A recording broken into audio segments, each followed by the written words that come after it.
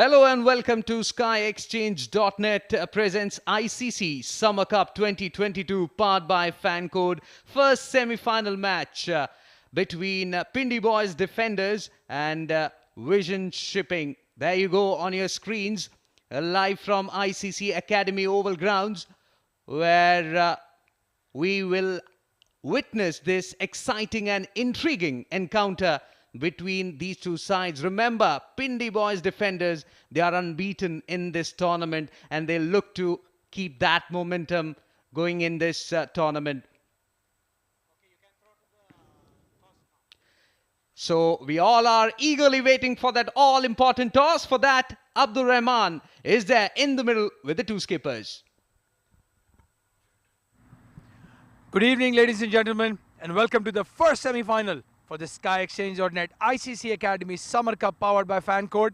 The round games are done and dusted, and now it's winner takes all and moves on to the final. We've got the Vision Shipping, Saqib Mahmood, their captain, Pindi Boys Defenders, Yasir Marvi, their captain, and the match referee, Mr. Iftikhar Ali. So let's go on for the toss.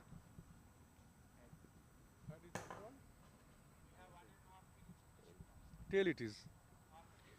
Well, Saqib from TVSL has won the toss. Thank you very much. We will go for the ball first. Any particular reason to go for bowling? No, actually I can see that our last couple of matches, so we are good in chase, so that's why.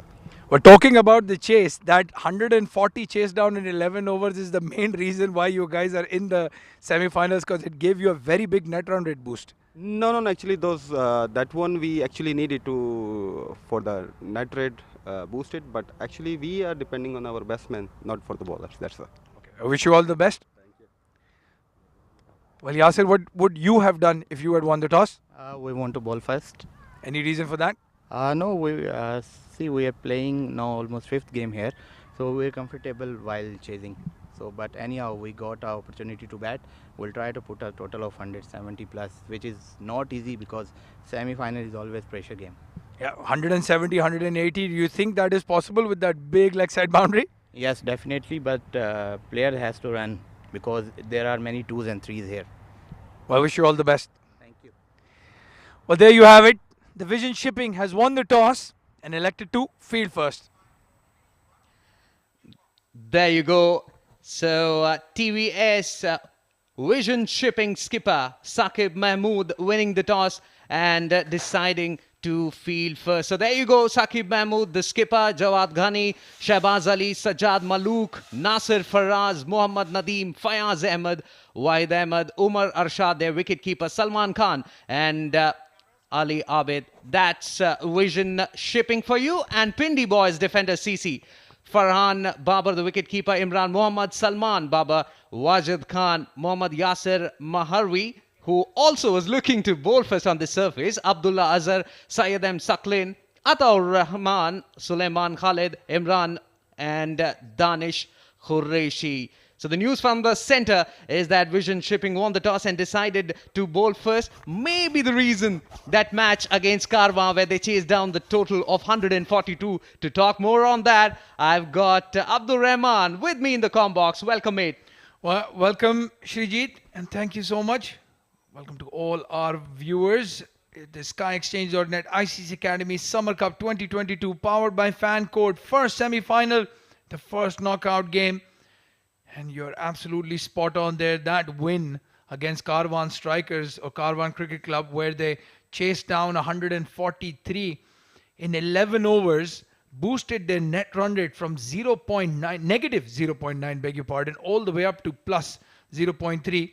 And then the results just came in their favor. Karwan losing their must-win game against Interglobe Marine yesterday. And they were knocked out of the tournament. 7 districts started off really well and they got knocked out as well because of that loss to Karwan Strikers. So the Vision Shipping and Interglobe Marine have qualified for the semi-finals, and this is the first semi-final for this ICC Academy Summer Cup. Very, very exciting game ahead of us, Shrijit. Guys to look out for: Salman Khan and Nasir Faraz in the Vision Shipping lineup, and Farhan Babar, Imran Odi, and Wajid Khan, the top run scorer of the tournament so far. I think he's number 2 now because of Abhay Jotin going above him. But we've got an exciting game ahead of us.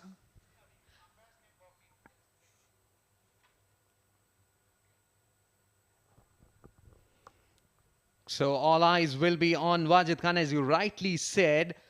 He has scored 172 runs in 4 matches that they have played. No wonder that Pindi boys, they have got the start.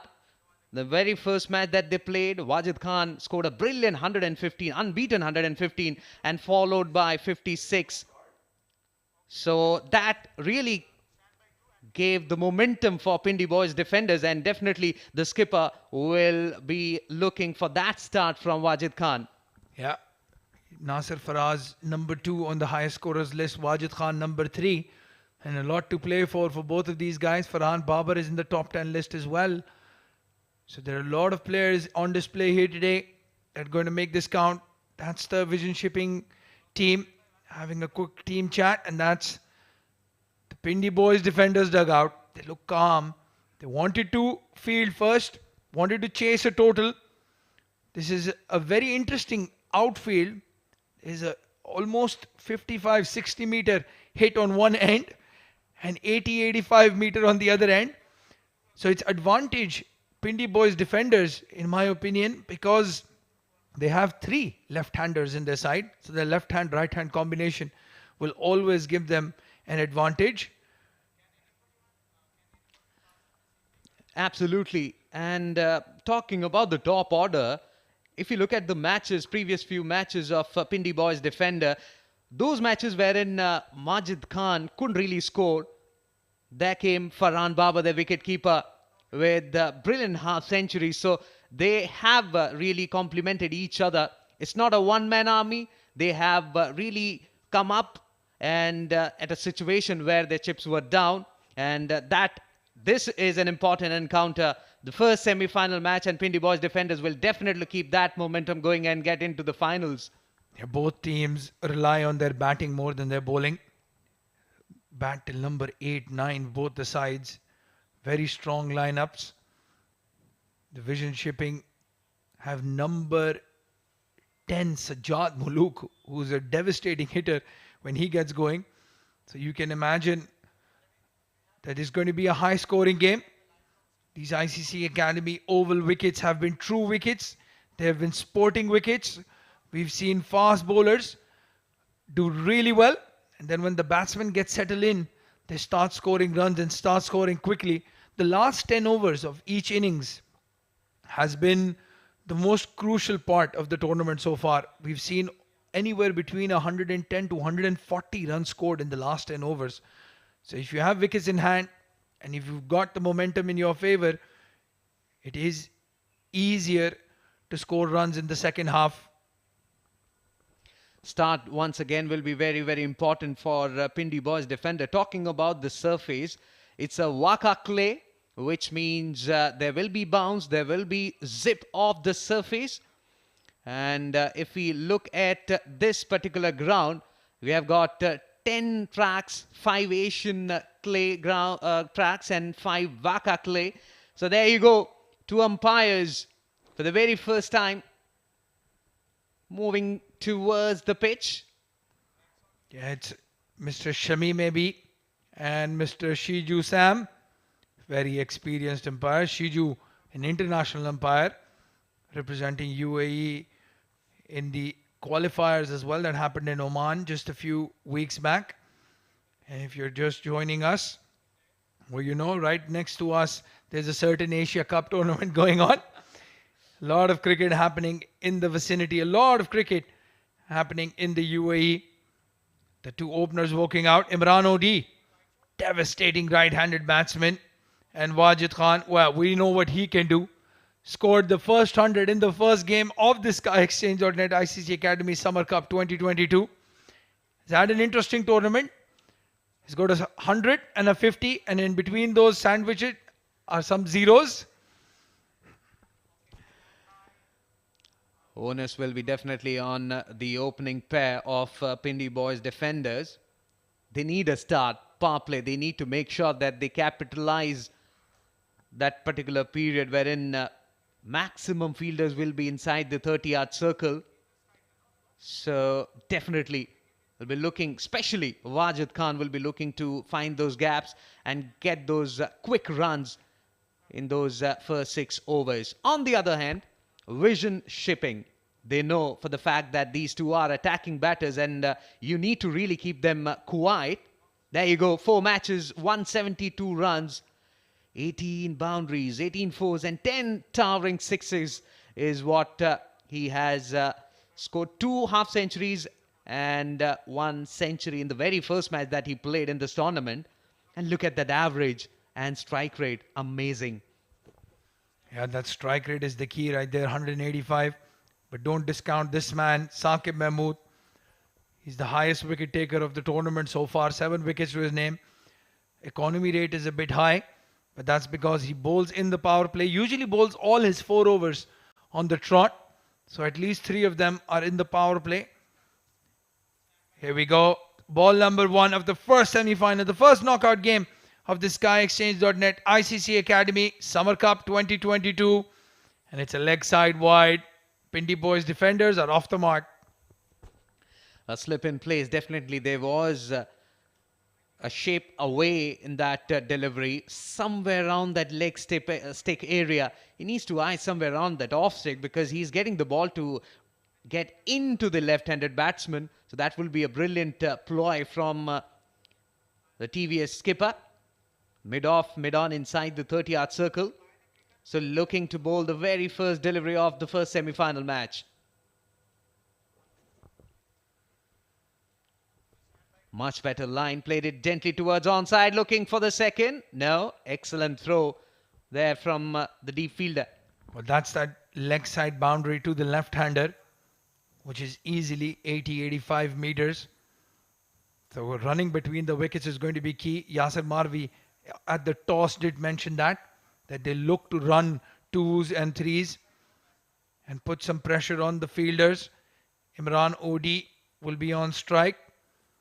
It's had a quiet tournament for his standards. Oh, he's making his debut. Well, there you have it. Playing his first game right into the thick of the action. First semi-final.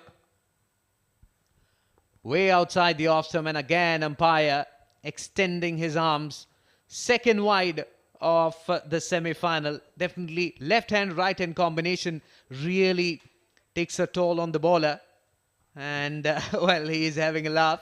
Definitely it's an important game for both these sides. You need to be spot on from the very first ball. You can't leak runs. That will definitely give them some confidence in the initial part of the game, because first 5 deliveries will be very, very crucial. As he nicked it, is a big appeal. No, the umpire's given it wide. Some gamesmanship from Saqib. He's trying to throw Shamim AB off his game, but that's not happening. He's seen it all, Shamim. It was wide and moving away from the right-hander. So 3 wides already. Good thinking there by Wajid Khan at the non-striker's end, because he was flashing at everything, and probably that might be the reason that forced Wajid to go and speak to him. Much better line. Played it gently towards gully region. We'll get a single for that shot. Beg your pardon. Excellent fielding there. No, initially was looking to get that run, but that fielding from the point gully fielder was stupendous. 4 on board for Pindi boys. And Saqib Mahmood once again looking to find that rhythm, find that line and length.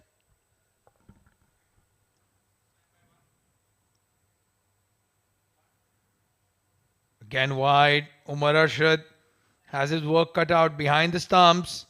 They've already conceded 4 extras in this over. Saqib Mahmood, gentle outswing, struggling to get his line. And that is a very dangerous tactic as well on this ground, because that offside boundary, as I said, is so small. You get a miss hit and it's probably going to race away for a 4 or even a 6 over point or cover. You have to aim at that middle leg stump. Let them go across the line. Much better line again on the middle and off stick, shaping away from the right-handed batsman, forcing him to play defensively towards back offside field. That's the line, that's the length you need to target to someone like Imran, because his intention is pretty clear to clear the infield. Yeah, he's very, very dangerous, Imran Odi. Once he gets going, plays some unorthodox shots. Very strong off his legs as well. And that straight boundary, he'll target that there. There you can see they have the protection. Very good captaincy from Saqib. He's got the deep cover.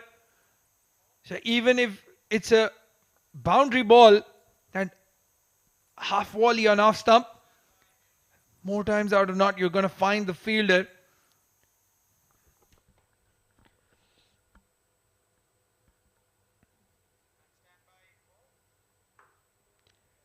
Will be interesting to see how well he adjusts his line against the left-handed Wajid Khan, who's batting on 1. Slip in place, packed offside field for the left-hander as he comes in and bowls. Excellent delivery, forcing him to go onto the back foot. Taps it gently, and before the long-on fielder could cut it off, just a single. Excellent line, excellent comeback by the skipper. Yeah, that's even for the left-hander or the right-hander. I think that line is probably just about perfect. Right on middle stump. If it's swinging into the left-hander, you have to go across the line. If it's going away from the right-hander, it's a difficult shot to play inside out. He's getting into the groove now, the captain, Saqib Mahmood. Outside off, bottom half of the bat, finds second slip. So long over comes to an end. 7 for no loss at the end of 1 over.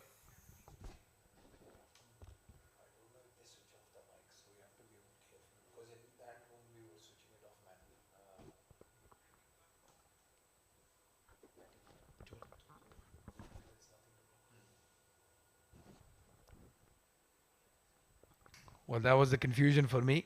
They have Muhammad Imran and they have Muhammad Imran Odi. Muhammad has played a few games. Imran Odi is playing his first game today. Was part of the squad since the start but didn't get a game in this CricTracker ICC Academy Summer Cup. And it's the vice captain, Jawad Ghani. He's picked up the 3 wickets in the tournament so far. But the key for him has been the economy rate. Has not gone for a lot of runs. Just kept it nice and tight. He will have to make sure that he's spot on from the very first ball as he comes in for the first time full outside the off stump. Played it in the air, but straight to the wide-ish mid-off fielder, not for any runs. Well, right on the money from ball 1, Jawad. Umar Arshad up to the stumps. Jawad Ghani slightly slower in pace compared to Saqib. And that's why he has a little bit more control over where he wants to pitch that ball. This time played it in the air. 1 bounce over the wide-ish long offense for 4. Magnificent hit that from Wajid Khan. You can't keep him quiet for long. Well, that's the way he plays. That's what he likes. It was a slot delivery. Mid-off is in the circle. So he's gone over them and he's gotten 4 runs. Wajid Khan, we've seen on those stats as well, 180 strike rate. If he gets going, the vision shaping bowlers are going to be under pressure very quickly.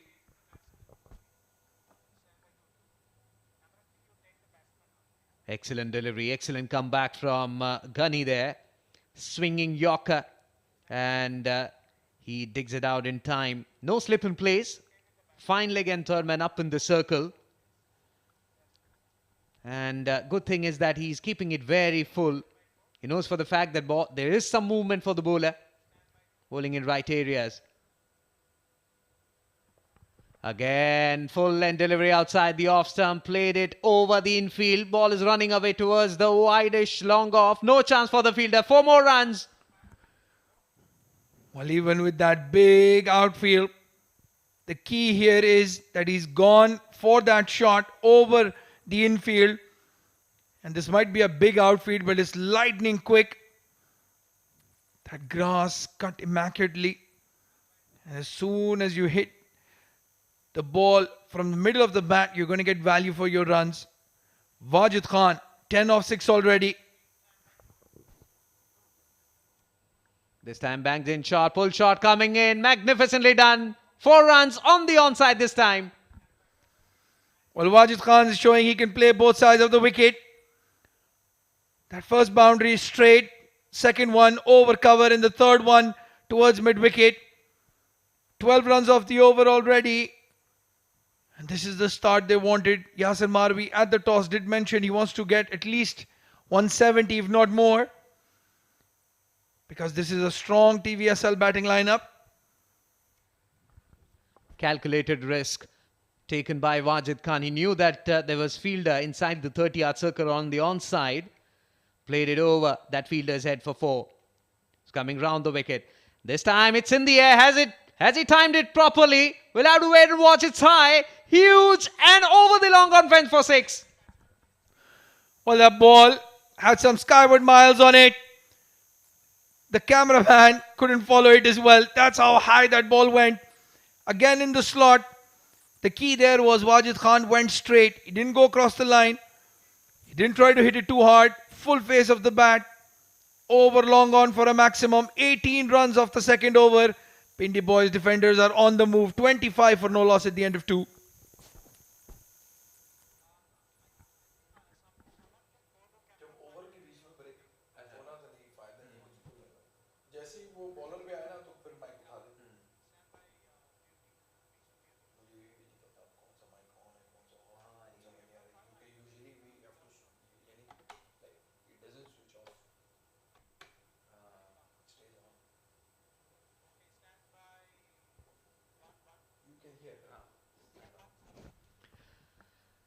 So Saqib will continue from the other end. Shot wide outside the off stump, and Imran cuts straight to the sweeper cover. Will be getting a single. So the ploy against Imran is pretty clear. They're keeping that fielder at sweeper cover and bowling that line, wherein to get boundary from that particular length, you have to manufacture. And so far, we haven't seen anything from Imran. Well, this is not a bad idea.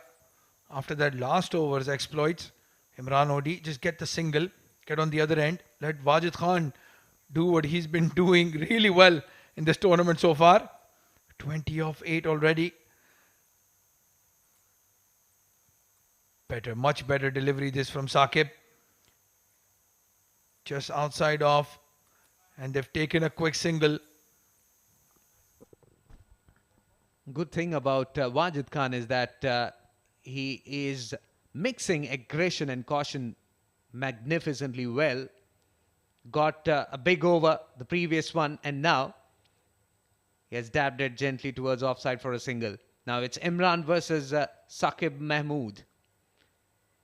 This time way outside the off stump. All eyes on umpire. Is it a wide? No, it is not. Legal delivery. Again, a very good decision by the umpire. It's because Imran Odi did move across his stumps.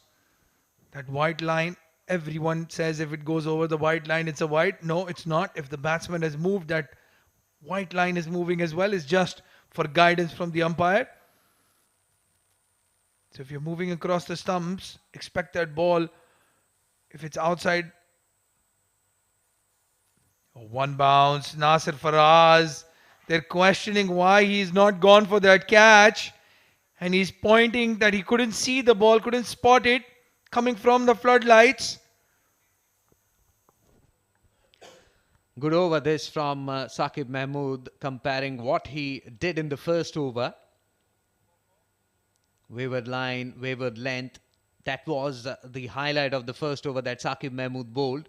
In this particular over, just 3 runs conceded by him. A slip in place as he comes in for the penalty. Made time, appeal. And there you go, wide. Well, again, some gamesmanship. Saqib Mahmood appealing. The umpire is not going to fall for it. Wide down the leg side.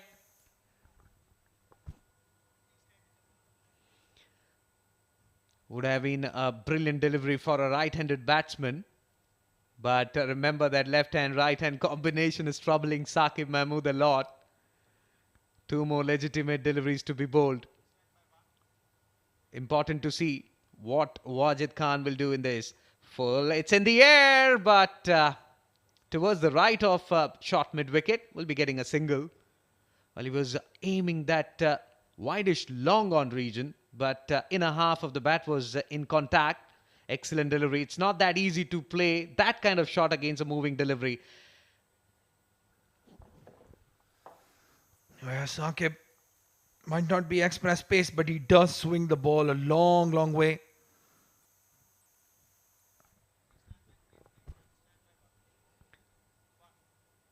Again, outside the off stump, legal delivery. Dot to end the over. 3 overs completed.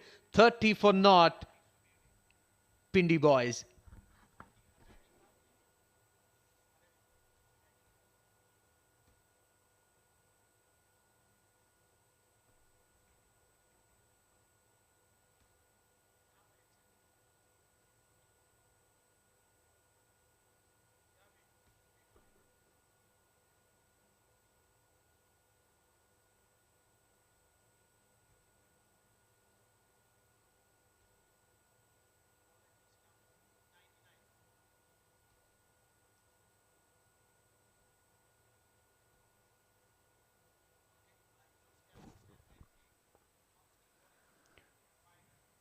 Well, the change in bowling. Shahbaz Ali with the second over from the Nets end, the ICC Academy practice end. 13 overs for him in the tournament so far, 4 wickets, very good economy rate. The quickest of the 3 pacers that Vision Shipping has. As he comes in and ball outside edge and taken. Excellent delivery. Moving away from Wajid Khan, and he was poking at that one, paid the price. Big wicket that for Shahbaz Ali. Well, Saqib Mahmood has been a very good captain in this tournament so far. Brings on his ace pace bowler. Wajid Khan does not wait to see where that ball is going to go. Just prods at it outside off stump, and good field placing as well. Had the slip in position. He walks out for 22 of 11 deliveries. And the first wicket for the Pindi Boys defenders falls. No foot movement whatsoever, just poking at that one. And, well, that was poor shot selection from Wajid Khan. And Vision Shipping will definitely be happy with that one. So from now on, they need to make sure that that pressure is on the batting side. They need to make sure that they are keeping it tight from both the ends. Still, they have many batters to come. And there you go, the wicket-keeper batsman for Pindi Boys, Farhan Babar. Scored 2 half-centuries, a couple of half-centuries in this tournament to take his side home. And that's the reason why they are the strongest side in this tournament, unbeaten. Farhan Babar will be facing the first delivery. Shahbaz Ali in this tournament, talking about his best bowling figures, 3 for 14. And there you go, 159 runs. Farhan Babar has scored average 79.5. Look at the strike rate, 150. The dangerous batsman. A good move here. Sending in the left-hander to replace a left-hander. They'll keep that left-hand, right-hand combination going. The Pindi Boys defenders. Wow, look at that. Shrijit mentioned this is the whacker wicket. Well, if you're a pace bowler, you're definitely going to enjoy it. Just off a good length, beats the batsman. Teasing line that from Shahbaz Ali. Oohs and ahs around. Was a terrific delivery. Around that off and middle stem and moving away, shaping away from the left-handed batsman. That's the line you need to bowl to Farhan. And if you can bring one into the left-hander, nothing like it. Projected score 178 if they move at this pace, which is 9 per over. 30 for 1 Pindi Boys. Couple of slips there. Again, no foot movement. This could be dangerous. We saw that, what Wajid Khan did. And now Farhan Babar looking to find that rhythm, that mojo. A slightly slower delivery. Rolling his fingers on that ball, Shahbaz. So wicket and 2 dot balls. And Farhan Babar Just poking at that delivery outside off stump. That's the field right there. 2 slips, a gully. Third man deep. Fine leg is in the circle. There is a mid-on in place. A deep square leg. You need that on this short boundary. It's an attacking field.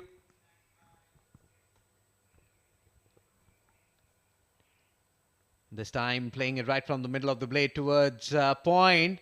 Fumble. And that will allow... No. Imran Odi says no. Good decision coming in from the non-striker's end. Yeah, another dot ball. Everyone thought that we're going to take a single, even though there was a slight misfield. But Imran Odi refusing that.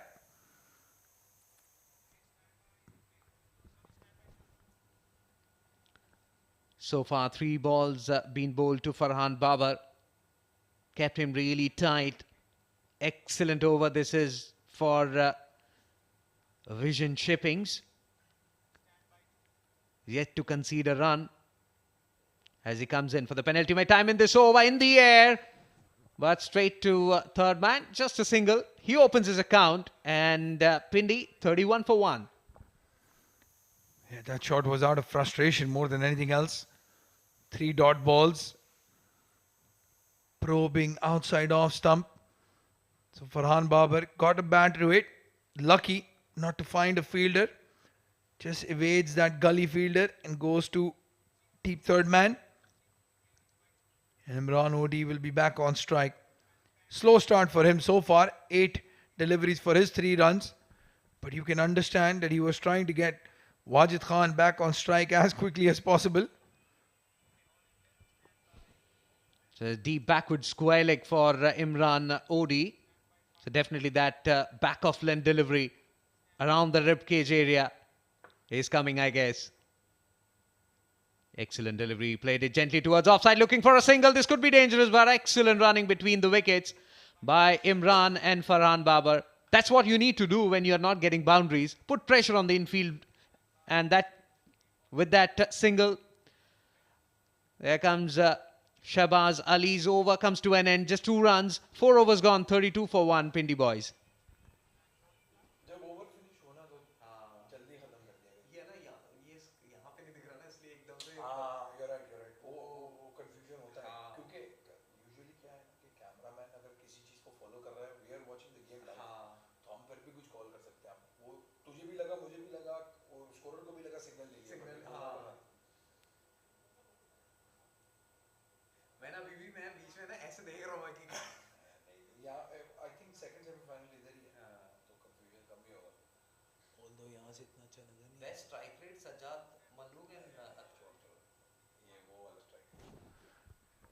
Shahbaz Ali has completed his over. It's Saqib Mahmood who's come back in and welcomed by a boundary from Imran Odi. Goes over cover and gets his first boundary for this first semi-final.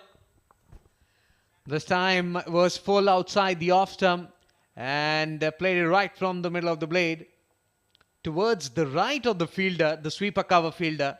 Excellent shot from Imran. That will definitely give him some confidence. 4 in the very first delivery of Saqib Mahmood.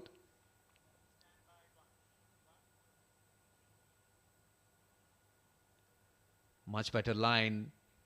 Imran Odi again trying to cut that one. Undercuts it. Back towards the wicket keeper, not for any runs. When you're trying to hit the ball too hard and not looking for timing, that's what happens. Gets the inside half of the bat. And again, you have to understand that offside boundary is so short. Just get some timing. Get some placement on it. Don't need to hit the ball too hard. And you get full value for your shots. This time full outside the off stump. Played it in the air towards the long off fielder. Just a single. There was no movement that occasion. Was very lucky.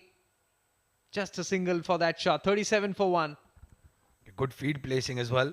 Saqib knows exactly what he wants to do. Has that deep cover fielder and long off for the right-hander. Wants to aim at that middle and off stump and keep moving the ball away. And if you want to get a boundary, go across the line. Go towards that big leg side boundary. That's the invitation. But now with the left-hander on strike, it's a different challenge altogether.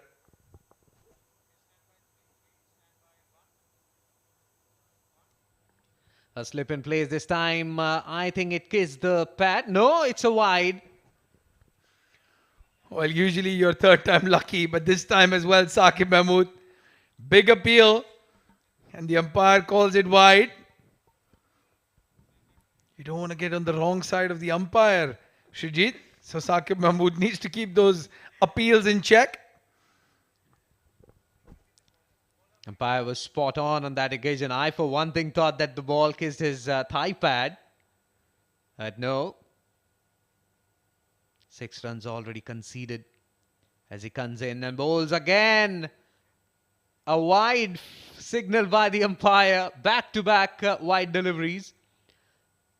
This is not what Saqib and Vision Shippings would want, because they got a big wicket. They need to put pressure. They can't give them that space to get back to the momentum which they got. Remember the second over, they got 18 runs. 39 for 1.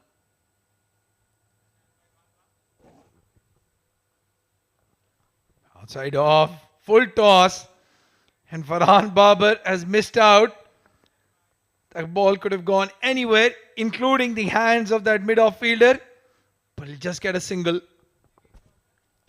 He stopped himself from going big. That's pressure. Was a full toss, juicy one outside the off stump. And he played it straight towards the mid-off fielder. Now, Imran Odi, who's batting on 9, will be up against Saqib Mahmood. Again, a full delivery outside the off stump. It's in the air, fielder coming underneath and taken. Another wicket goes down. Imran Odi has fallen for that trap. It was set by Saqib Mahmood. Deep cover, beg your pardon. Waiting for the mistake. And Imran Odi, well, he's acknowledged it. He said, thank you very much. Right into the hands of that fielder. Another big wicket falls in the power play. The Vision Shipping continue to chip on. 40 for the loss of 2 wickets. Pindi boys defenders now. There you go. Full outside the off stump. He had to fetch it. Was way outside the off stump, and there was fielder specially for that particular shot. And he's gone for 9. And Pindi boys, they lose their second wicket.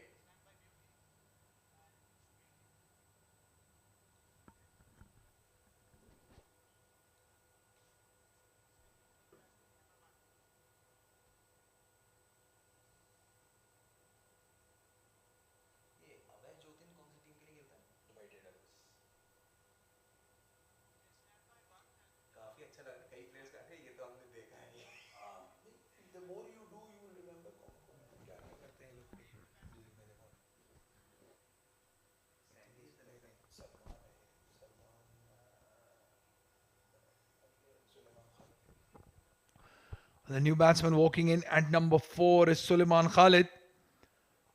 The right-hander replaces the right-hander. He's had a very torrid time in this tournament so far. Just the 3 runs. Can he get moving along? He needs to support Farhan on the other end. Down the leg side. Is that a catch? There is a big shout. Was there a deflection? They're asking the umpire. Well, they're asking the leg umpire. I've never seen that happen before. It's the main umpire who's seen that, my friend. The leg umpire has no clue if that ball hit the bat or not. Maybe the main umpire, he didn't help them a lot. So thought of asking the leg umpire. Well, I think it didn't kiss the bat for sure, because the batsman is very confident. It was a very interesting appeal. Good delivery as well. And the only thing that could have saved him was that ball came off his pad or his thigh pad. 40 for the loss of 2 wickets at the end of 5 overs now.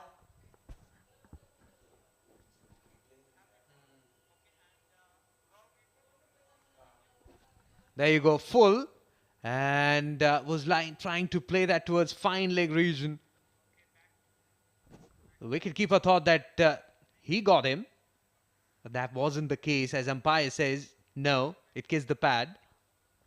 Yeah, I think another good call there by Shamim. Seems to have come off the pad. Shahbaz Ali will steam in now. They've got their tails up. TVSL outside off stump. Again flashes at it. Good angle that as well. Very good idea to come around the wicket to the left-hander. And in this power play, even though they've conceded 40 runs, 18 of them coming in 1 over, the vision shipping will be the happier of the two sides. If they could pick up one more wicket here. Farhan Babar, the key, the glue that holds this Pindi boys defenders batting together. If they can get him out in the power play, they will fancy their chances, the vision shipping. He's bowled him right on cue. Shahbaz Ali has delivered. He was bowling out swingers to the left-hander. That one coming in oh so slightly. It's the perfect dismissal for a fast bowler. Top of off. Farhan Babar has to walk back. The vision shipping strike once again. We'll look at the replay once again. Bowled from the corner of the crease to get that angle. And completely bamboozled on that occasion was Babar, the wicketkeeper. Couldn't really save his side. Couldn't get that partnership going. No footwork at all from him. Was trying to play towards onside. There's a big gap between bat and pad. And the ball kissed the timber. Another wicket for Vision Shipping's 40 for 3.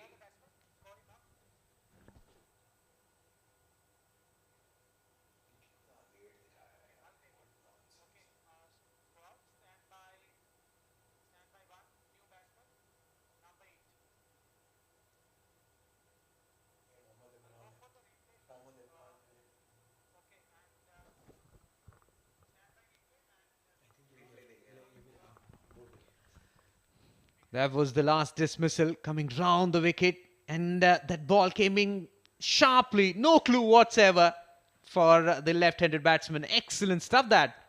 Yeah, right out of the pitches of Australia, as you were saying. That was a whack-out dismissal if I've ever seen one. Just pitches on a good length, comes in oh so slightly. The left-hander had no chance. And replacing that left-hander is another left-hander, Mohammad Imran. Another beautiful delivery. Shahbaz Ali, he's in very good flow here. 2 wickets already. And he's not even finished his second over. You need someone who can bang the deck hard. Shahbaz Ali, he did exactly that.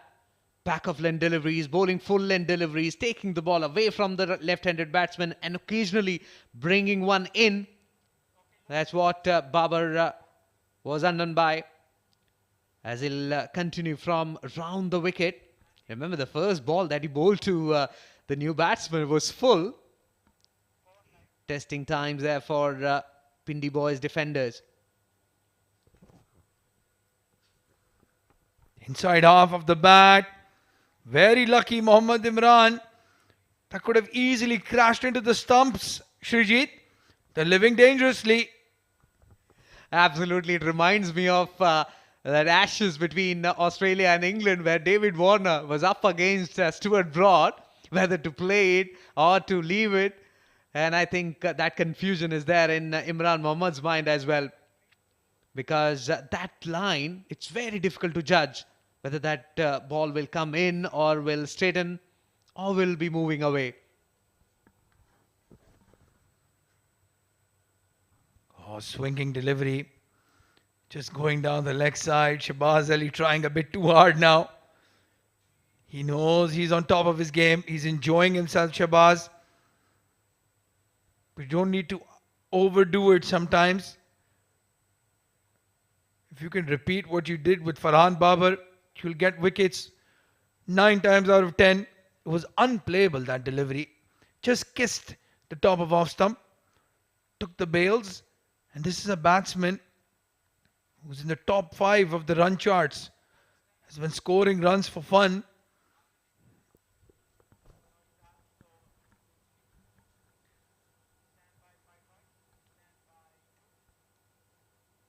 Final delivery, couple of slips, a gully. In swinging delivery, played it with the swing towards onside. For backward square leg fielder could cut it off. Just a single. And Sulaiman Khalid will retain strike. 6 overs completed, 42 for 3, Pindi boys.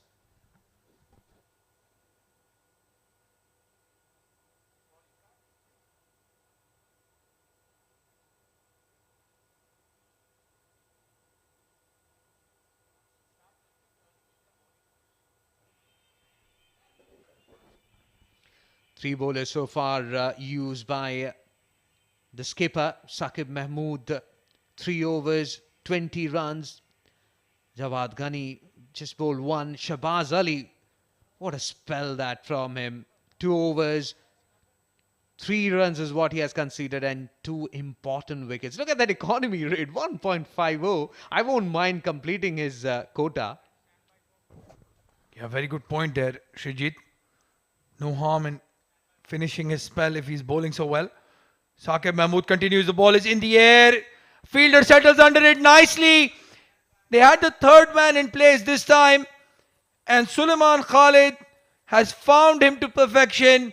The captain strikes one again. Pindi boys defenders in a lot of trouble now. 42 for 4.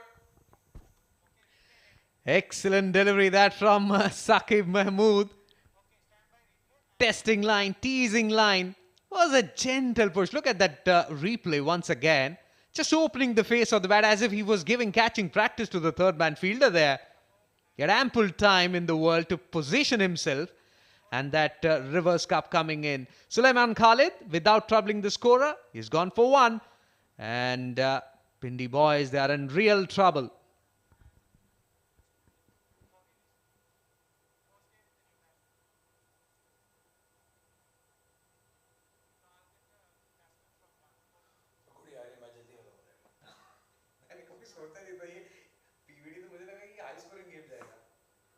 Problem is that, you know, in cricket, every time this happens, you win your group stages unbeaten. India के साथ जो हुआ था New Zealand कभी नहीं सोचा था India में तुम कहाँ जा रहे थे Pakistan T20 World Cup five round games in a row and lost the semi-final. Replacing Sulaiman Khalid is the big unit, Abdullah Azhar. He's a very solid batsman, tall right-hander. 36 runs in the tournament so far for him. A strike rate of 124. I don't know what happened to this side. Started off really well. They were good chasers. They were good starters.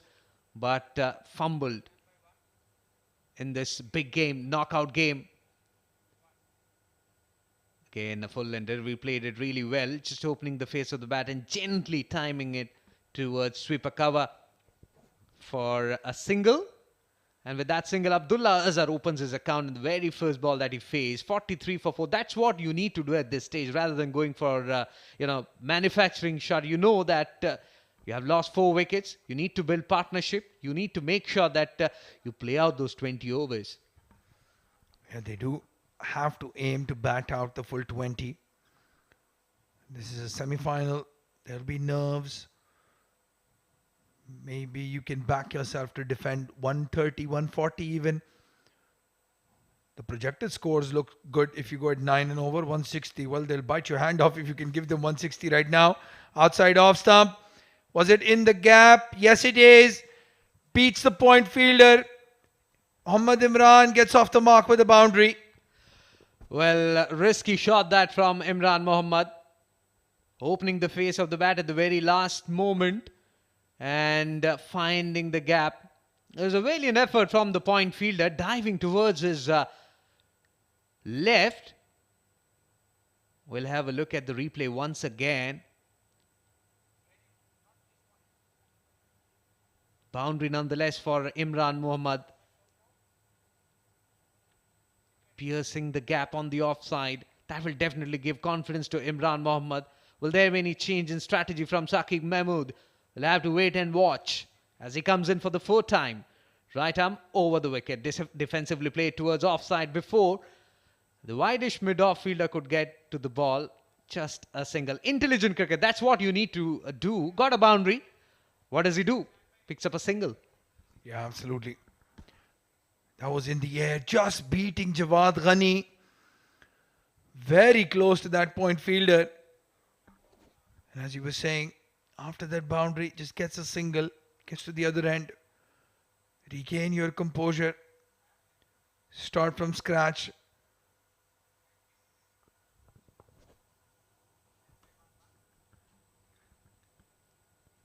Penultimate delivery. This one way outside the off stump. All eyes on the umpire. White signal by the umpire. 5 runs, beg your pardon, conceded by Saqib Mahmood, excluding this wide, which means 6. Look at his overs, 3.4 overs, 27 runs is what he has conceded. But look at the wickets. 2 important wickets he picked up. Just too many extras. That first over, 4 odd wides, 1 in this one. But if you can keep picking up wickets in the process, the captain himself won't mind. Better delivery this time. Just a dot ball. They have a lot of time, the Pindi boys defenders. 13 more overs to go. Just need to consolidate now. Saqib is in his last over. Shahbaz, my guess is probably bowl 1 more. You need to keep 1 over in the death part of the innings. Ali Abid is placed at the mid-on region inside the 30-yard circle. A slip in place. Cover, extra cover inside the 30-yard circle as he comes in and bowls full length delivery outside the off stump. Played it towards sweeper cover for a single to retain strike. 7 overs gone and 50 comes up for Pindi boys defender after 7 overs. 7 overs, 50 for 4.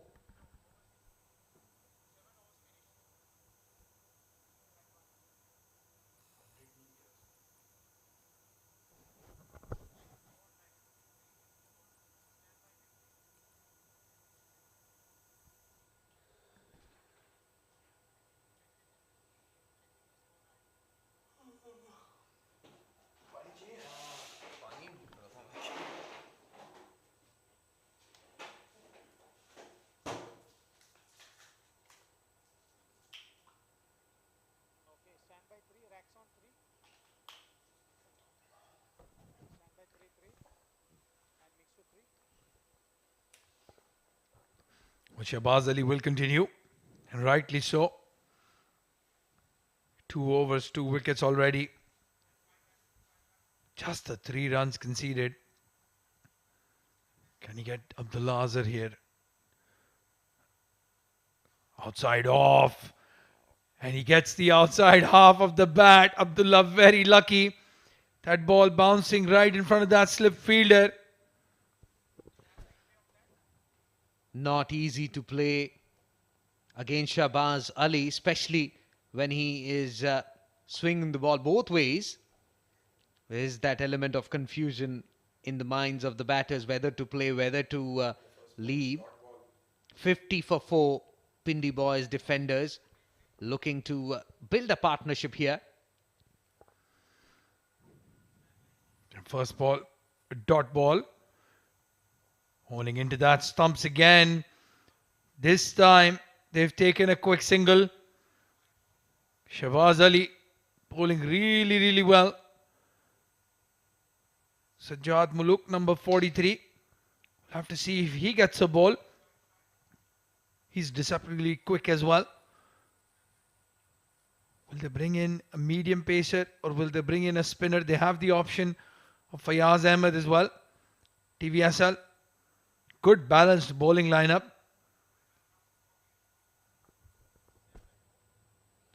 Shahbaz has really enjoyed bowling to left-hand batsmen.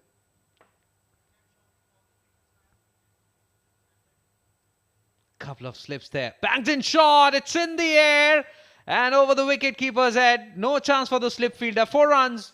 Well, with that pace, once you get a top edge and it's beating the keeper, you're always going to get runs. We've seen a lot of runs behind the wicket-keeper in this tournament. It's the shortest boundary. And Shahbaz Ali bowled a very good bouncer. Unlucky. That ball could have easily landed in the hands of the wicket-keeper. But he gets a 4.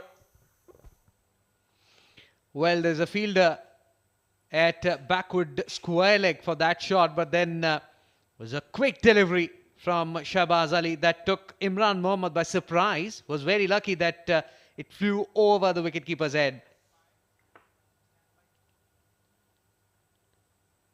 Much better line, opens the face of the bat. It's in the gap, straight to the third man fielder for a single. Well, the captain has positioned himself at third man. Probably getting a drink after bowling 4 overs on the trot.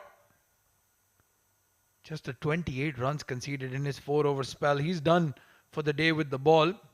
And you'll see him wear the pads and come into bat to open the innings as well. Saqib Mahmood. 3 fielders on the offside, a slip. There is mid-on, fine leg, patrolling the fence. There is deep backward square leg. As Shahbaz Ali gets ready to bowl the penultimate delivery. Bangs in shot, cut shot coming in from Abdullah Azhar. Good looking shot that, but fielder at deep point. Just a single. Good placement, I would say, from the skipper, because they have 2 fielders on the off, deep point and sweeper cover. Knows for the fact that Abdullah is very strong in that particular area. Well, this is why I would like to have seen him come in at number 3 or number 4. Srijit Abdullah Azhar is very good against pace. In the power play, would have probably gotten a couple of boundaries on the offside. But in the need to keep that left-hand, right-hand combination going, they sent in Farhan Babar at 3 and then Imran at 5. Again, just aiming at those stumps. Shahbaz Ali has conceded 7 in this over. Hasn't picked up a wicket. 57 for 4 now. Pindi boys defenders at the end of 8.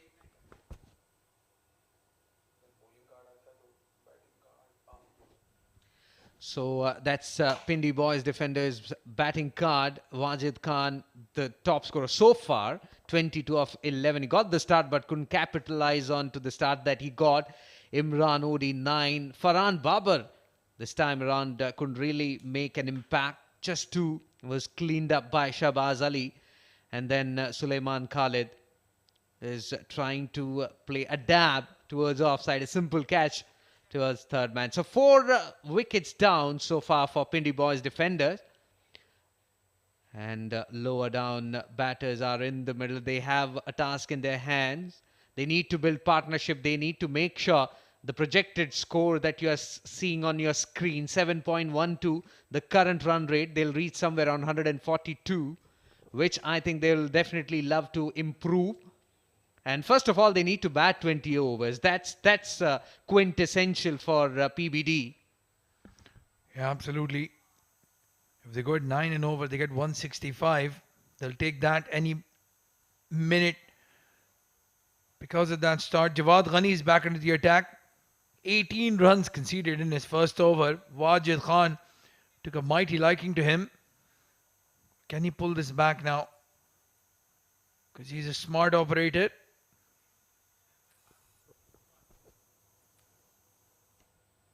Much better line. Played it towards onside. Deep mid-wicket there. Just a single. And with that single, Abdullah Azhar takes his score to 5. There's a slip in place. He's not an express bowler. And the way he's bowling, I think he's bowling wicket to wicket. I would rather have a fielder inside the ring on the onside, especially if he's bowling middle and leg. Yeah. Get the short mid-wicket in. Or a square leg in the circle. The challenge again, Srijit, is those short leg side boundaries. Even a miss hit is going to go for 6. That's a good looking shot from Imran Mohammad. Finds the fielder. Yasser Marvi at the toss did mention they'll have to run hard on these big boundaries.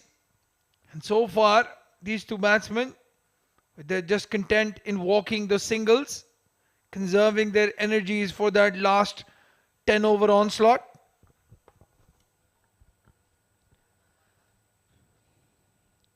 A slow one flicked it towards onside, but no chance. Ball is running away towards the fine leg fence for 4. Well, Fayaz Ahmed tried his best, put in a dive. That ball was far away from him. And once it beats that circle, it's always running away for 4. So Abdullah Azhar steadily scoring some runs, moving this scoreboard nicely. Earned in line and got the treatment from Abdullah Azhar. That will definitely give confidence to the right-handed batsman. That is not the line and length you need to bowl. Much better line. Played it gently. Protection there on the offside. Backward point and extra cover is inside the 30-yard circle. And when you have packed offside field, then why to bowl that mid-line leg stick? It was a poor line, especially the fine leg was wide. Again, outside the off stump, chopped it down towards third man. Long chase for the fielder there. Completed one. They're looking for the second and they'll get it quite easily. That's what Abdur Rahman, you were telling, that running between the wickets is very important, especially when you're not getting boundaries. Good running between the wickets. Good placement of that shot as well. Third man had a lot of ground to cover. Another expensive over. 8 runs off it so far. Outside edge. They moved that slip fielder out. And they've had to pay for it now. Abdullah Azhar gets another boundary. A streaky one. But a boundary nonetheless. 69 for 4 at the end of 9 overs.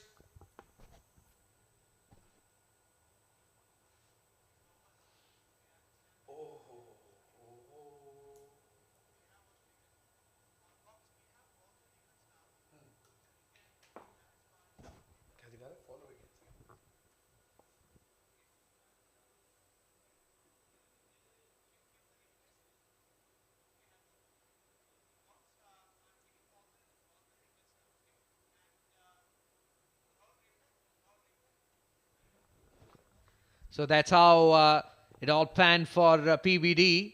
Big wicket, that Wajid Khan, and this one straight to the fielder. The offside, that beach of a delivery from the Shabazz. And look at that.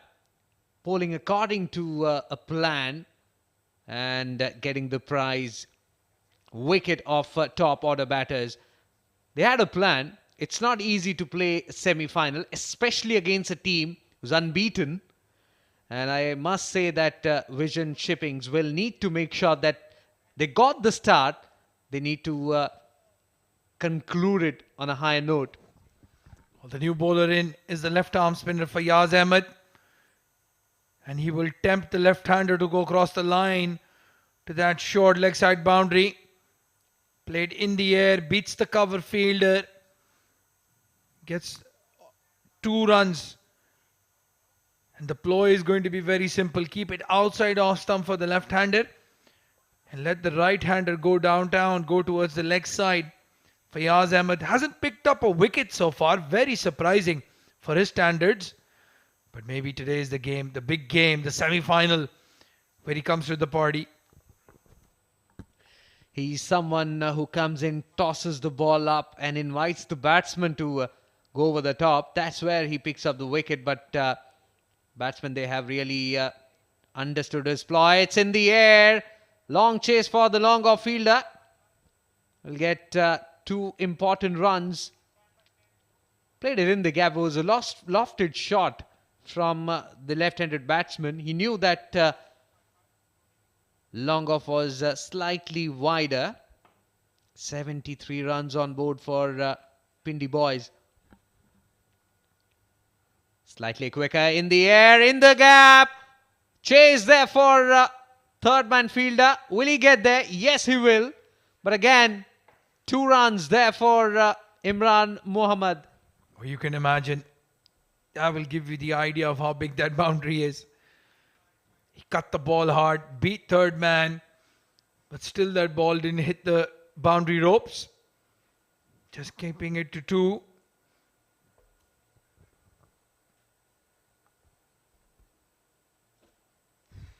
Very risky shot that. Played it down to third man off his off stump.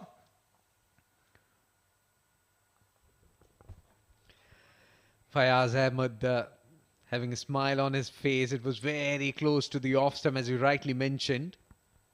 7 runs, that expensive that this over from Fayaz Ahmed. Still one delivery to be bowled in this. 7.73 is the current run rate. As he comes in, and Fayaz Ahmed, he thought that he'll punch it towards onside, and he moved a bit, but bamboozled. Played it towards offside for a single to retain strike. 10 overs gone. Pindi boys 77 for 4.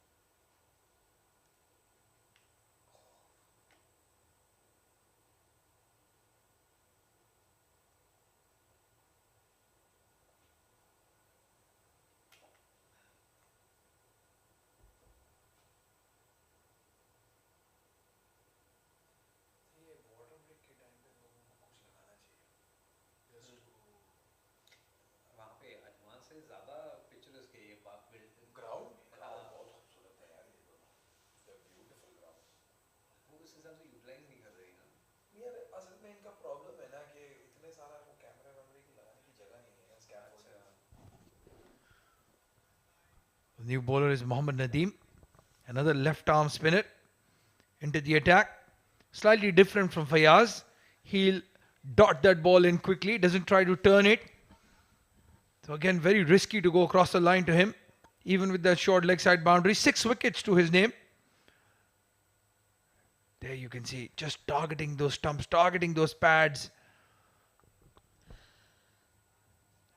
Bowling his overs very quickly. This time played it with the turn, misfield. That will allow them to get 2 runs. No, just a single. Excellent backup there. Well, it was Nasir Faraz, the youngster. Youth in the outfield is always a good thing. The misfield from the cover field are not costing a lot. Although they would have loved to keep Abdullah Azhar on strike. As a bowler, you want to bowl 2, 3, 4 deliveries to the same batsman. Now he'll have to bowl to the left-hander. So 3 fielders patrolling the boundary line on the onside. Was looking to fetch it away from the off stick. Inner half of the bat was in contact. Looking to eye that bigger boundary. Ploy is pretty clear. Bowl way outside the off stump. Let the batsman take that extra calculated risk. As he comes in and bowls, it's in the air and taken. A big, big wicket this. Mohammad Nadeem strikes. Kept prodding at that off stump line. Trying to get that batsman to play over the infield. And he's found Waheed Ahmed at point. 78 for 5 now. Pindi boys defenders in a lot of trouble. Would love to have that replay, because what he was trying to do in the previous delivery, he was trying to sweep, then he checks his stroke. Look at that. Again a check stroke, I would say. Top half of the bat was in contact. And again, the start that he got, he couldn't really capitalize. He's out for 18. And Pindi boys, they are tottering.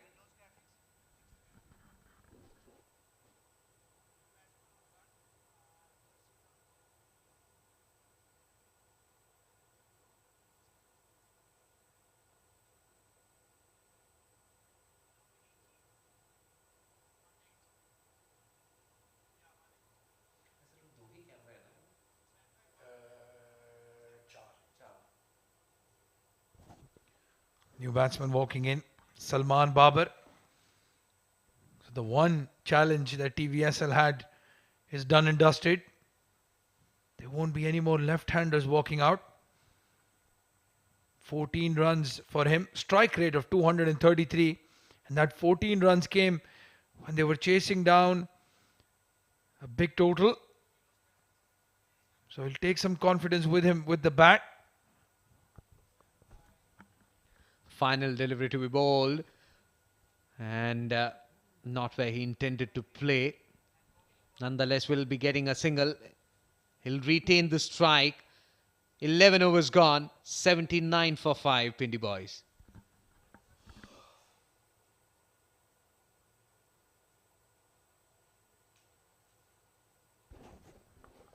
Well, that's the bowling card.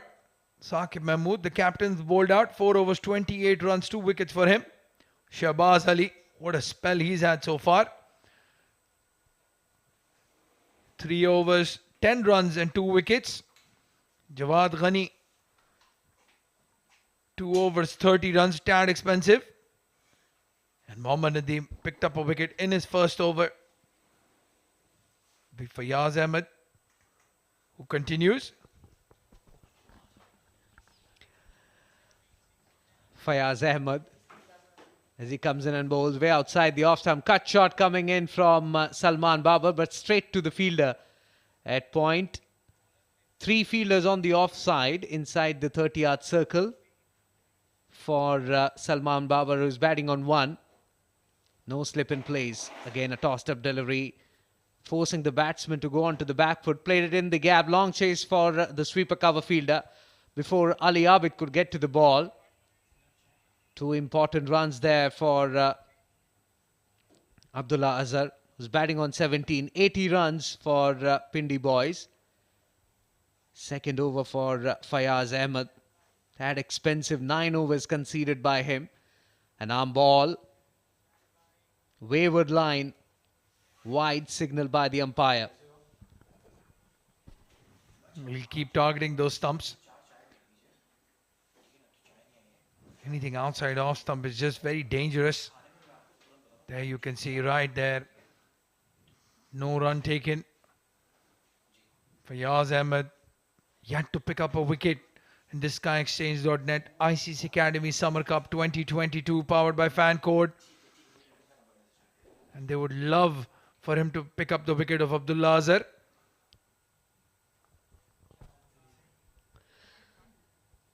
Look at the run rate, 7.15. Though they have lost 5 wickets, they have maintained that run rate. If they go at this pace, we're reaching somewhere around 140. Excellent delivery and equally well played by Salman Babar. Bat and pad together. Played it back towards the bowler, not for any runs. Good comeback there by Fayaz Ahmed. He's bowling wicket to wicket. Not tossing the ball up. This time tossed up delivery outside the off stump, waited onto the back foot and played it towards offside for a single to retain strike. 12 overs completed and Pindi boys 84 for 5.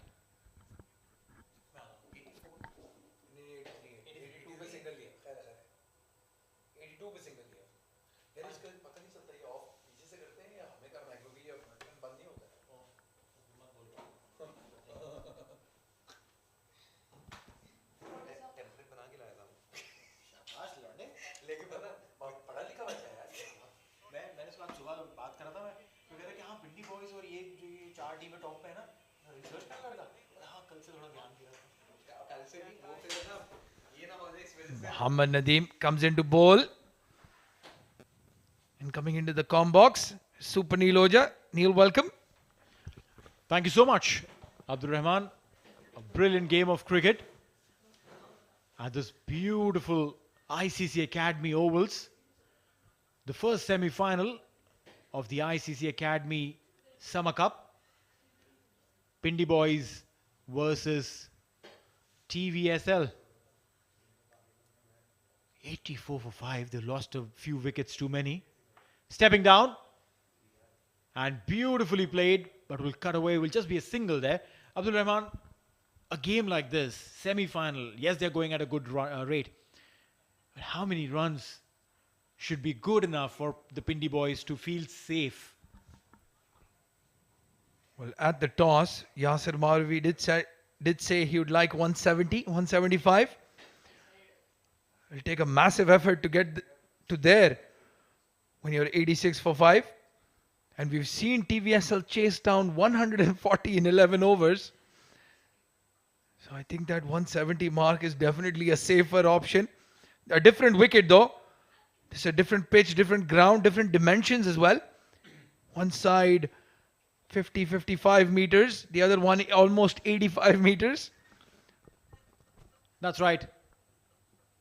You gotta pick your shots, your areas very, very sensibly.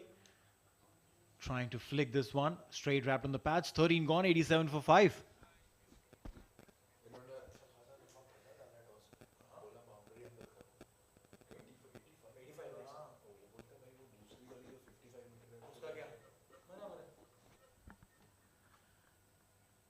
Hi, just quickly wanted to check. Do you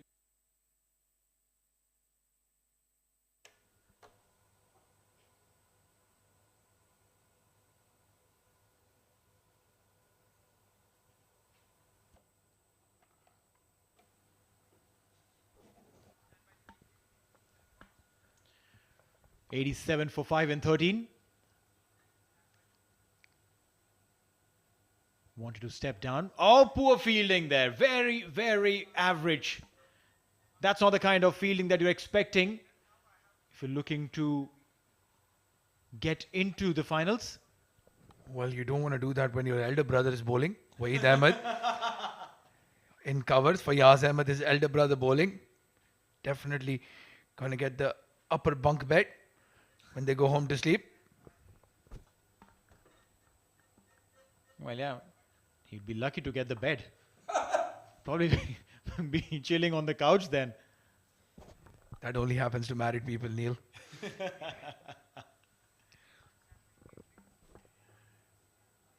$89 for 5. If they go at 11 and over from here on, they'll reach 159. That might just be a slightly below par score. Would want to try and... Oh, poor. Very poor again. Luckily, there was backing up. But yeah, maybe push for a little more. Maybe go at 12 and over from here on. Well, Neil, this is what you would say the last recognized pair of batsmen for the Pindi boys defenders. One more wicket for the vision shipping and they'll be into the tail. Both teams will know that. So getting 11 runs and over from here is going to be a very risky thing. One thing Yasser did mention at the toss is on the bigger boundary, they want people to run, get 2s, 3s, and you can get 10, 11 runs and over even if you don't hit a boundary. That's right. Play in the gaps. But then for another 6 odd overs, if you're intending to just keep taking singles and doubles and maybe 3, you might just run out of fuel. And for the last couple of overs, you may not even have that kind of energy if a loose ball is presented to hit it big. A very valid point there. Hot, humid conditions. Again, hit in the air. No timing or power behind that. Maybe, as Neil said, Abdullahs are just running out of gas already. Still 6 more overs to go. 14 overs done. 94 for 5 Pindi boys defenders.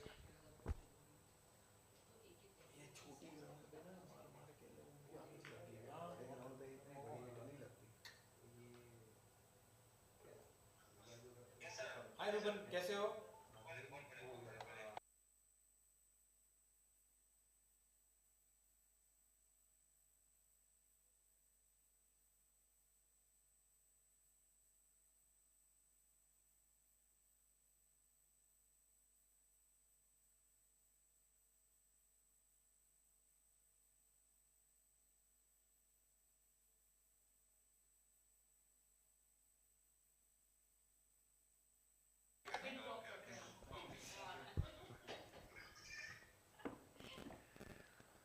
Mohammad Nadeem, just a 6 runs conceded in his 2 overs.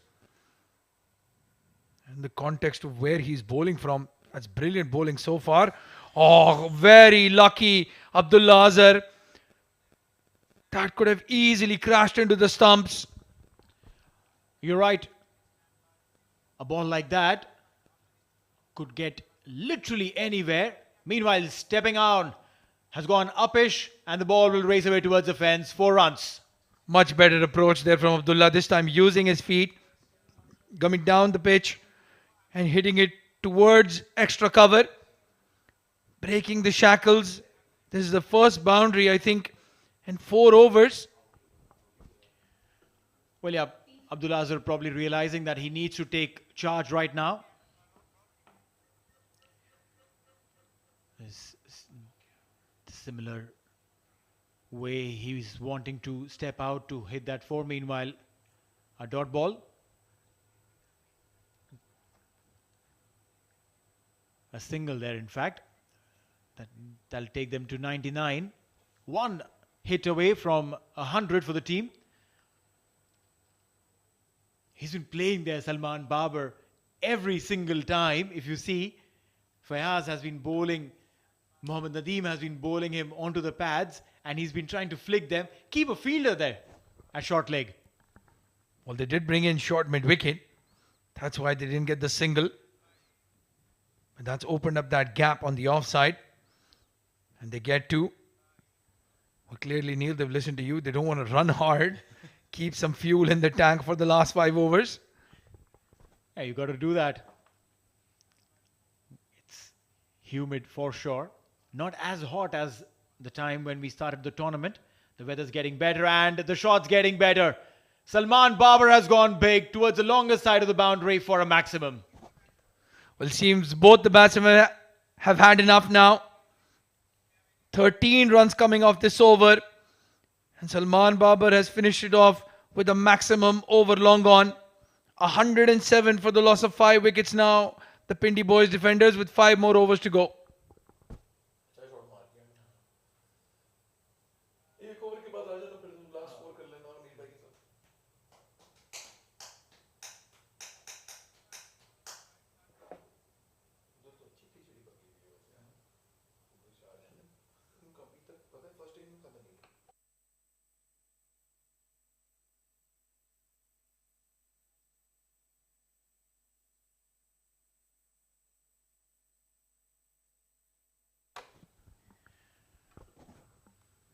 Opening the face of the bat, will get a single there. They'll have to rush.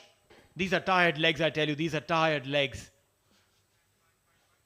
Salman Babar, Abdullah Azhar. Well, we've been talking about shirts and shirt numbers. And Salman Babar has got 18 on his back. And I can tell you, 2 of the fittest cricketers in the world wear 18. Shoaib Malik and a certain Virat Kohli. You have to respect the number, Salman. Get those legs pumping. Get those doubles and triples, my man.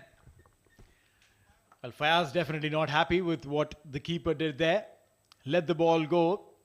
Lazy effort, I would say, behind the wickets. Yes, these are difficult conditions to play in, but it's expected of you to deliver.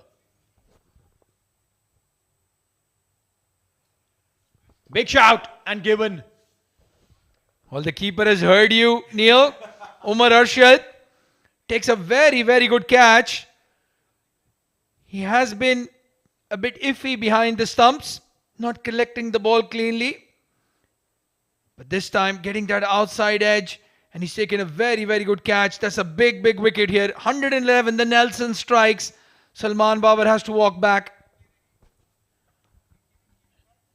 We keep talking about numbers, and look at that number on the scoreboard, a Nelson. And they say a lot happens during Nelson, and that's exactly what has happened. A fall of wicket. Fayaz.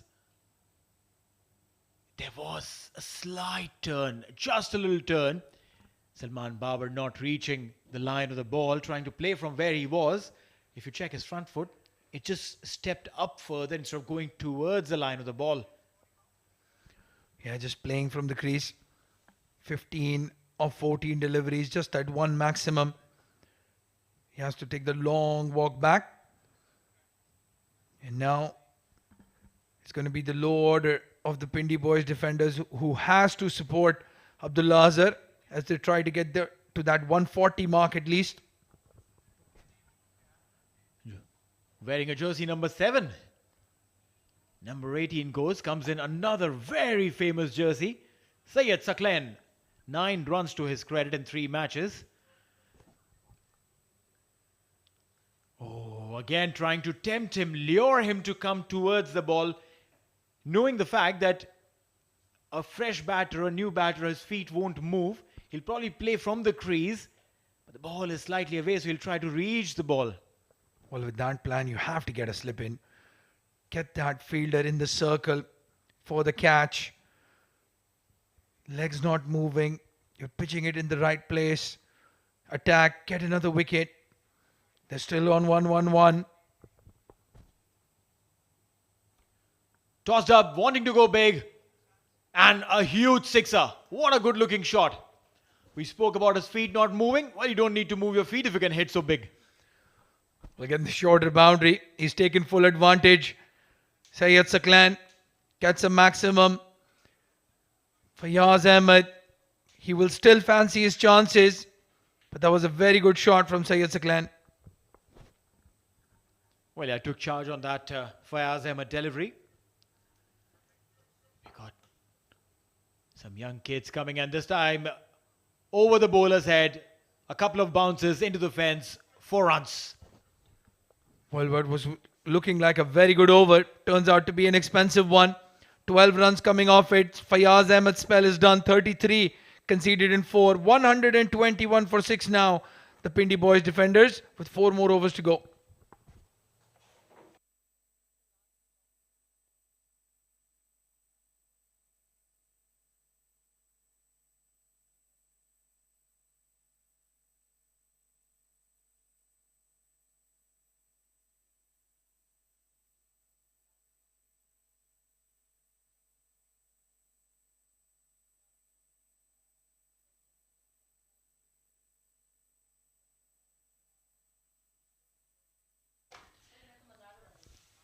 The last 2 deliveries of the previous over.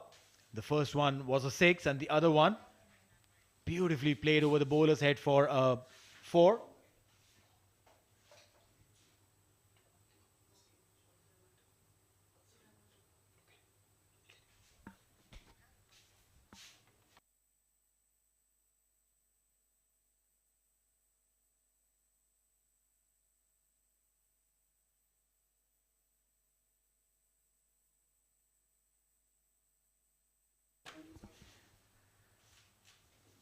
"16 overs gone, 121 for 6, and to take us through the last 4, I've been joined by Srijit. Welcome, Sri. Thank you, Neil. 121 for 6. We have seen that Pindi boys, they have the ability to really take the game on and score big in the last few overs. As he comes and bowls, this one around the leg stump area, played it towards onside. A quick single there. That's what you need to do. If you're not getting boundaries, get those singles and let Abdullah Azhar come. He's batting on 31. He's timed the ball really well. And I think from here on, they move at this pace, which is 7.55. 148 is what the score will be. But they should eye somewhere around 160. No, you're right. It's a semi-final. More runs on board means more pressure on the opposition. Sajjad Malook rolled his fingers over the ball. A slower one. Ball stayed low. Syed Saklan. He's got some good connections. And I mean of the bat and the ball. I'm not talking about external connections. But he's been doing well. Sajjad Malook has picked up 3 wickets. That economy is not something that he'll be proud of. 14.4. But one thing for sure, if Syed Saklan can repeat what he did in the previous over, there will be a lot many runs, and that's exactly how he's going. He's gone aerial. The ball has flown many miles for a maximum. Though there was a fielder at backward square leg, mere spectator on that occasion, was coming into the right-handed batsman. He just maneuvered it over the backward square leg fielder's head for 6 maximum. Magnificent stroke that from Syed Saklain. That takes his score to 16 and 128 for 6. Sajjad Malook would definitely not be very happy with what has happened. Let's have a look at the 6. Flicked off the pads and the ball went flying for a maximum. He was waiting for that.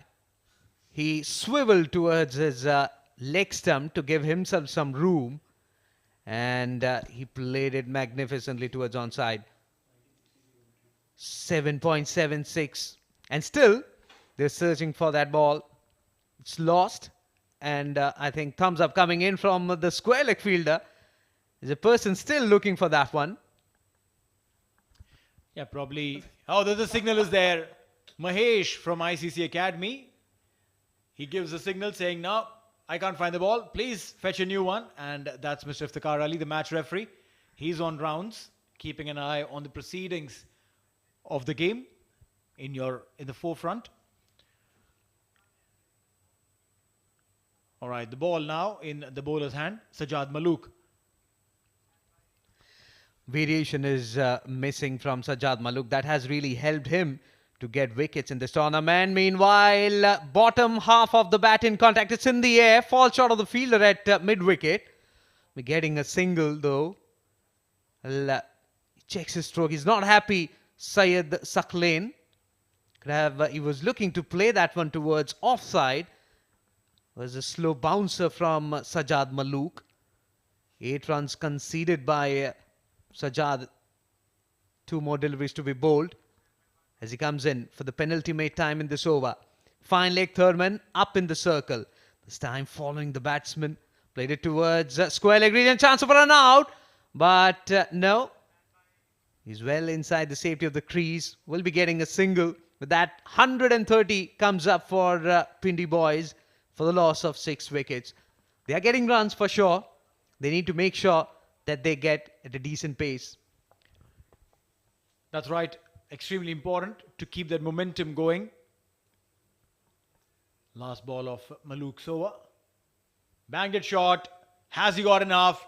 Nope. Just enough for the ball to reach Ali Abed on 1 bounce. And that should be the end of the over with a single. 17 gone. 131 for 6.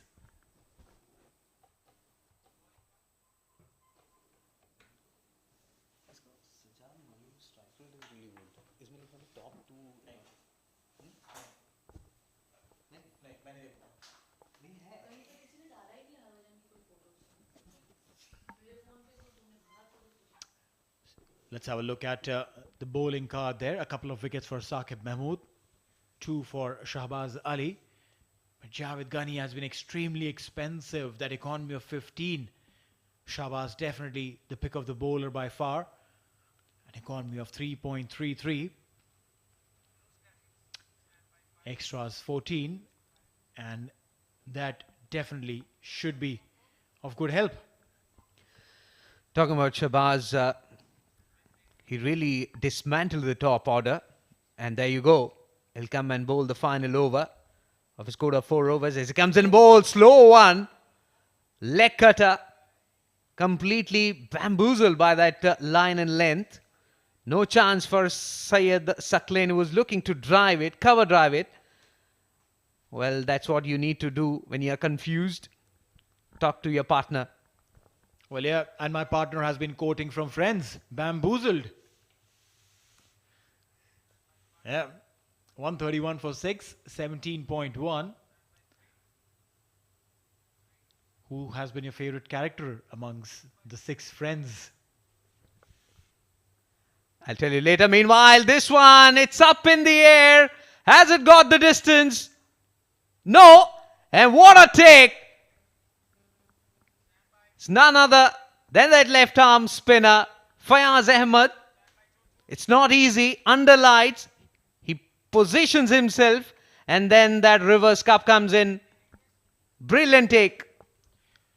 Well, yeah, when the ball goes that high, it swirls in the air. Not very easy to take those catches.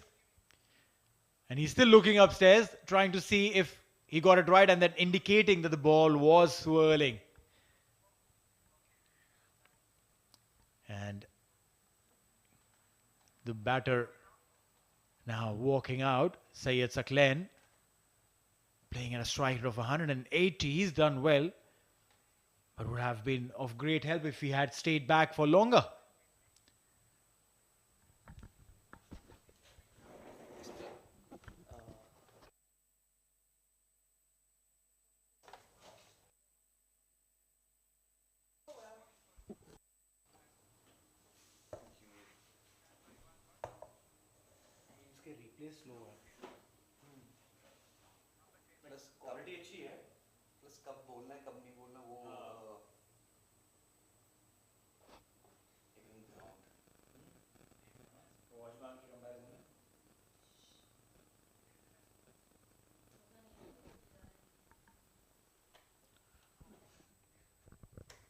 Ataur Rahman, the next man in, playing his first game.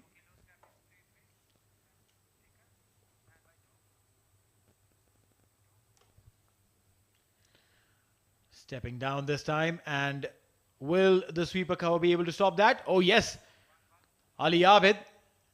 He is a brilliant cricketer, an absolute champ in the field. Also the captain of the Abu Dhabi team in the domestic T20s by the ACB. Led his team to the finals. Part of the Pindi boys, the TVSL team, beg your pardon. Short and wide, straight to the fielder. No damage. Mixing his line really well is Shahbaz Ali. Got those leg cutters. He troubled the top order batters with that back of leg delivery. Ploy was pretty clear from Saqib and Shahbaz, keeping one player at deep backward square leg and then bowling those body line deliveries. That really worked for Shahbaz. Best thing was they kept his line and length intact throughout. As he comes in for the penultimate time in this over, Yorker leg delivery. What a ball, what a delivery that from Shahbaz Ali. In the block hole, no chance for Abdullah Azhar. Good thing was that he brought down his bat in time. Otherwise, his leg stump would have been uprooted. This is turning out to be a brilliant over. Yet another brilliant over from Shahbaz Ali. Just 2 runs conceded. And a wicket also. 3 for 12. His bowling figure is 133 for 7. Pindi boys. Final delivery to be bowled. So 13 legitimate deliveries remaining in this innings. As he comes in and bowls again, Yorker leg delivery outside the off stump, placed it magnificently. No chance for the point fielder. 4 runs. Well, yes, a boundary to end the over. 137 for 7 after 18.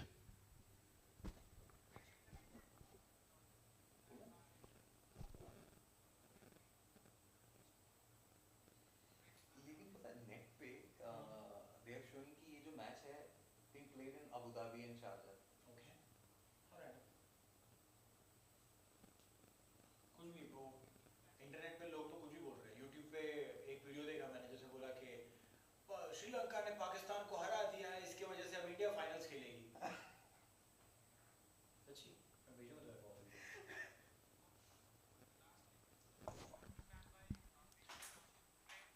Let's have a look at that boundary of the last ball. Beautifully carved. At point. And now that'll bring Sajjad Malook with the ball. Last 2 overs. How much can they score? Not going big. They're trying to take that cheeky single. Sent back by Abdullah Azhar. Sensible. Fine leg up in the circle. There's point and extra cover inside the 30-yard circle. Bowling according to the field is Sajjad Malook. Bowling his second over, none for 9. Expensive first over that he bowled. Definitely will be looking to keep things tight as he comes in. Back of leg delivery, pull shot coming in. It's in the air and over the mid-wicket fence for 6. Well, yeah, when you hit them there, you know that the ball is lost and you'll have to wait till you get the ball back. 143 with that biggie. Clears his front leg and right from the middle of the blade. No chance.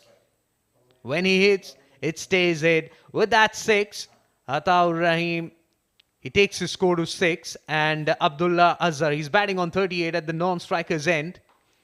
Excellent start to this over. I, for one thing, believe that if these two batters stay till the end, 160 is what I'm looking at. And that will be a brilliant total on board, especially in the semi-finals. You're right, it's a pressure game. So it's imperative for the Pindi boys to play those next 8, 10 balls that they can take charge of in a very positive way. Yes, that they have lost 7 wickets, but that doesn't mean that they can't have an aggressive intent. Gets a single there.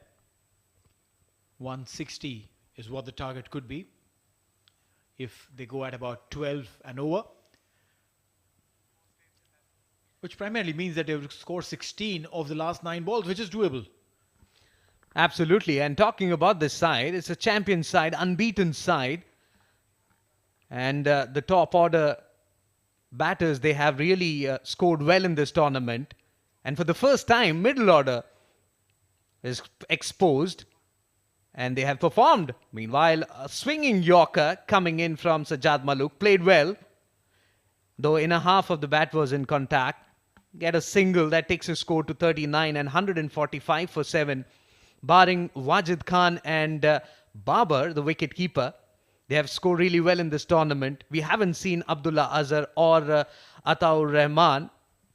Now, these lower down batters are really helping their side to get to a decent total. That's a sign of a champion team. And they need that in this match. Again, a full end delivery in the block hole. And there's a chance of a run out. And Abdullah Azhar is out. Well, yeah, that was lazy running. That was absolutely lazy, or should I say tired. Whichever the word is, effectively Abdullah Azhar has lost his wicket. He didn't look like that he was wanting to reach. Probably didn't expect Sajjad Malook to actually give him that chase. But eventually Sajjad Malook running hard and ensuring that he reaches, picks up the ball and hits it directly onto the stumps. Multiple things and got it all right. Wicket number 8 down. 145 for 8 as Abdullah Azhar walks off.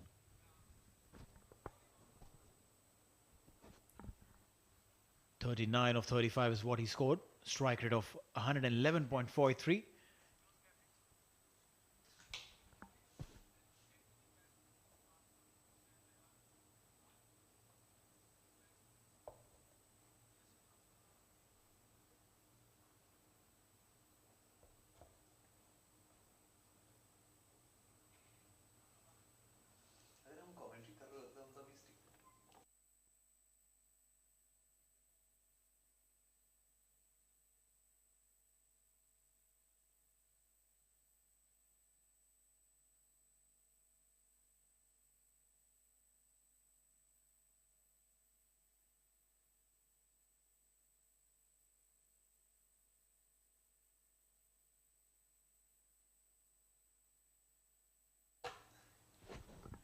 Mohammad Yasir Marvi comes in.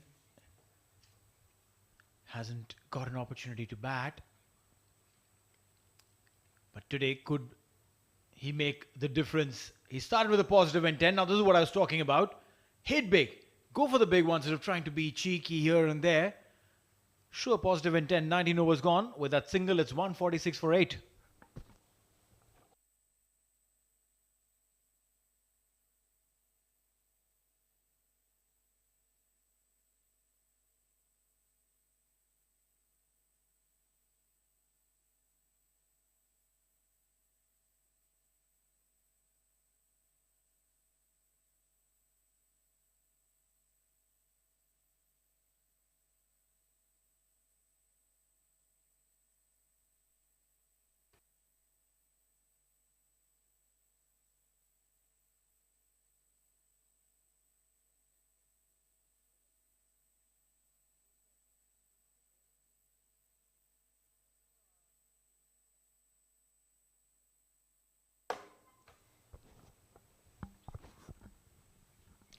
Last over.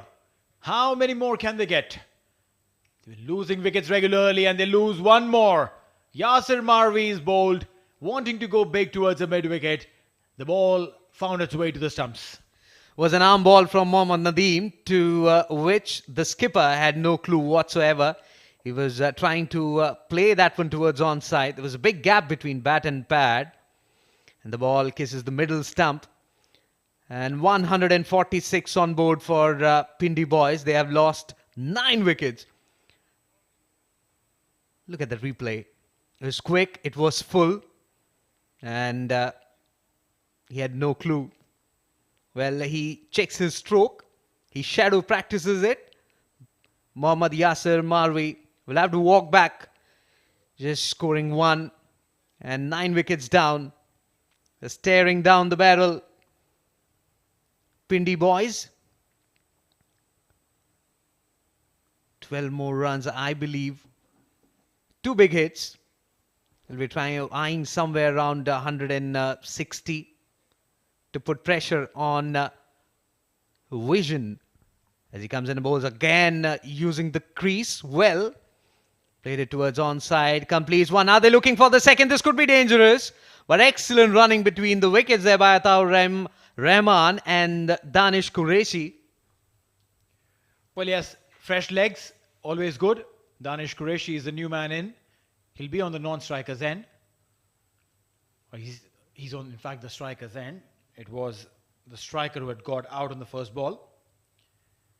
He goes big, yes and no.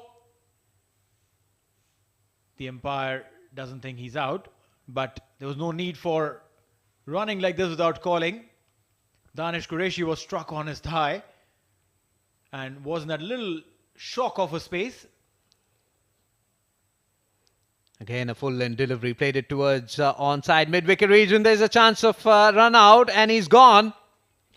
That's it. 148 runs on board, which means Vision Shipping will have to score 149 to book a ticket in the finals of ICC Summer Cup 2022.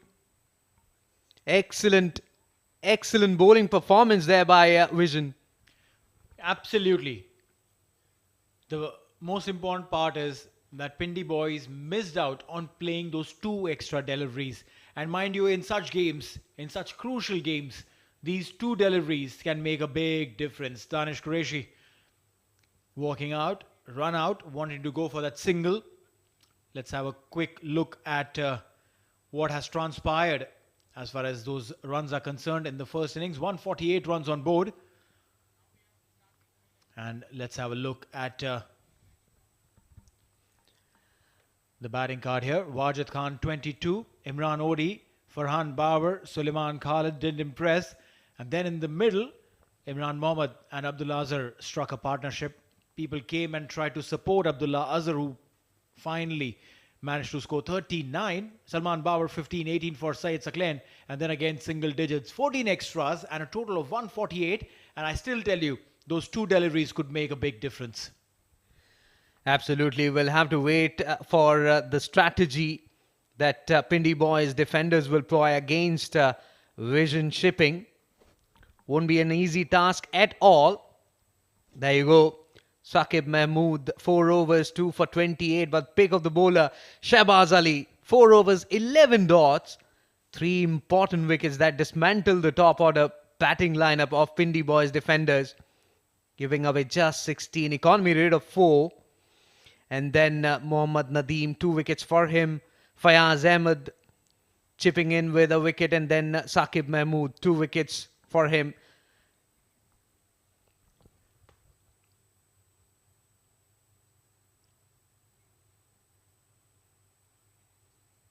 So 148 is what the Pindi boys have made.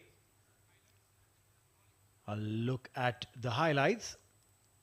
Started with some big shots. And mind you, this outfield, if you see, there's a shorter boundary on one end. On the other end, it's a very big boundary. So you have to understand where you're going to bat, where you're going to hit. But you don't need to worry when you're hitting them straight. Some big sixes. But this man bowling with two slips. Look at the way he was cramping the bowlers, the batters, beg your pardon. This one was a massive six straight down. The very next delivery was a four. Look at that. So confident. It's amazing to watch when batters are so confident about their skills. Carved towards point. And then wanting to go big and succeeds. That ball was lost, I can tell you that. So now, when the second innings begin, it's going to be the vision shipping. They'll need 149 runs to win off 120 deliveries, going at a run rate of 745. Will they be able to do that? It's a pressure situation, but I can definitely tell you it's going to be a very entertaining game. So stick around here at the ICC Academy Summer Cup 2022. We'll be back after a short break.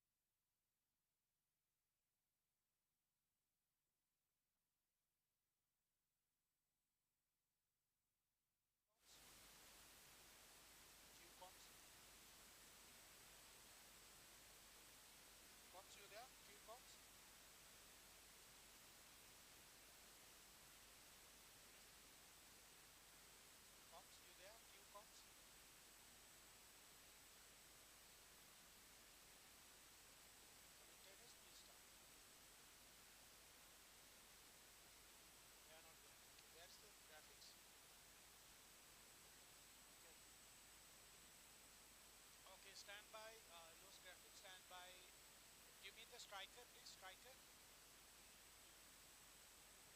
Striker.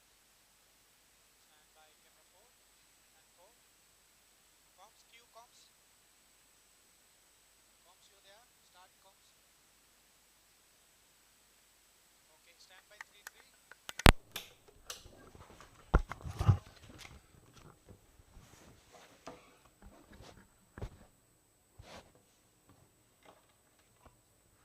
Good evening, ladies and gentlemen, and welcome back to the first semi-final of the SkyExchange.net ICC Academy Summer Cup 2022, powered by FanCode.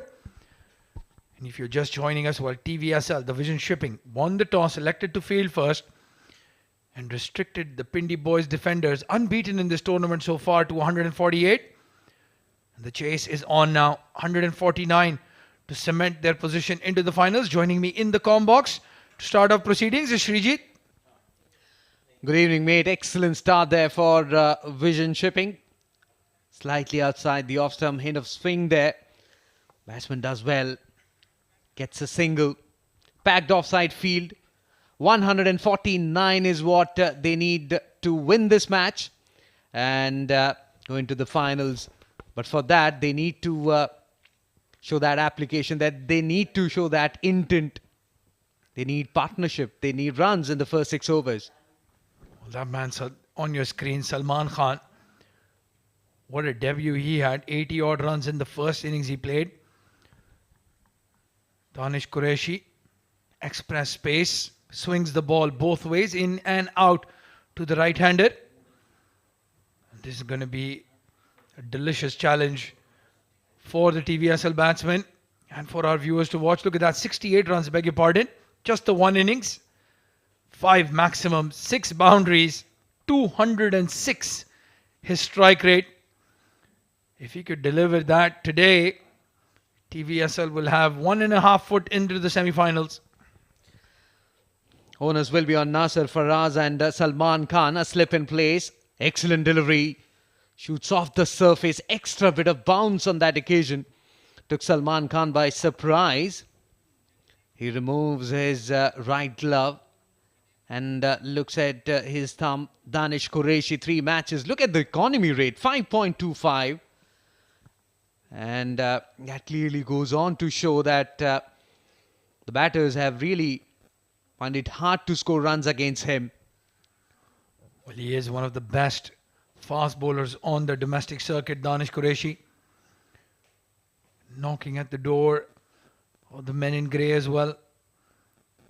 Struggles with his fitness. Just that plays too much cricket for a fast bowler. And his knees, his legs usually just stop supporting him. He's trying to manage his workload and get fitter as the season starts here in the UAE.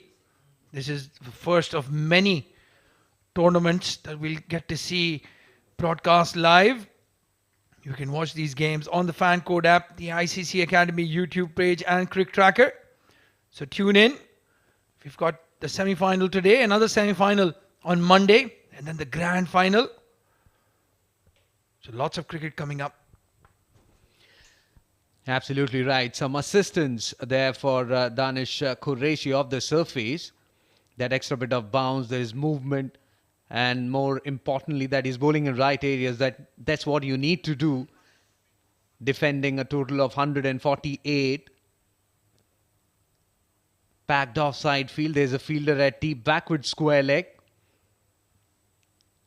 And Qureshi wants that fielder to be finer as he comes in for the 4th time in this over. Right arm over the wicket. A slip in place. In swinging delivery. Excellent line. Excellent stuff that from Qureshi. Previous few deliveries were moving away and this one came back in sharply. Yeah, that's the class of this man right there. 3 outswingers and then 1 booming in swinger. It's already hit the gloves of Salman Khan. Saqib Mahmood, the captain of the Vision Shipping.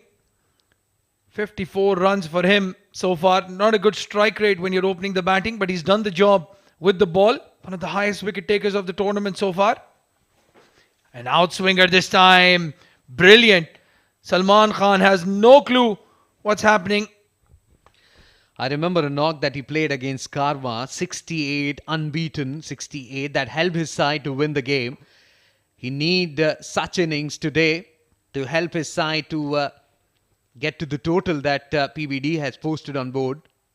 Well, that was the chase, the run chase that took TVSL into the semi-finals. They were languishing at number 4. Beat Karwan by chasing 140 runs in 11 overs. So good steady over comes to an end. Just the one run off it. 1 for no loss TVSL.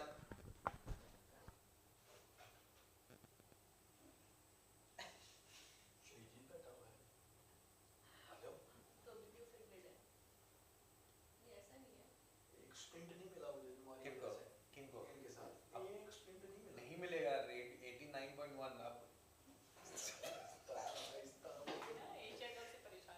सही में अभी मेरे दिल में मैंने तो जैसे ही हमें पता चला कि श्रीजीत वहां जा रहा है, हमने एशिया कप तो बचाना पड़ेगा, तो हम देखा है।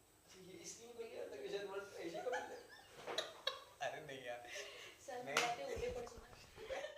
Well, those are the top run scorers for the SkyExchange.net ICC Academy Summer Cup 2022. Abhay Jotin of the Dubai Daredevils. What a tournament he's had. 223 runs for him. Wajid Khan, 194. Will he get another knock in the finals to go up? We'll have to see. And Nasir Faraz at number 3. In the air, the captain, Yasir Marvi, takes out his counterpart from the equation. It's captain v captain, and Yasir Marvi has the last laugh. First wicket falls for TVSL. Not a great delivery at any stretch of imagination. It was short, it was wide. It was a boundary ball, I would say, but played it straight into the hands of the cover fielder. But nonetheless, Yasir will definitely enjoy. He got a wicket, that to an important one. Yeah, Saqib Mahmood. Had he gotten that ball to the fence, that would have given him so much confidence. But he's found the fielder. It's Imran Odi, who's taken a simple catch. And all of a sudden, the Vision Shipping are under pressure. 1 for Saqib Mahmood, 1 for TVSL, and they're 1 wicket down.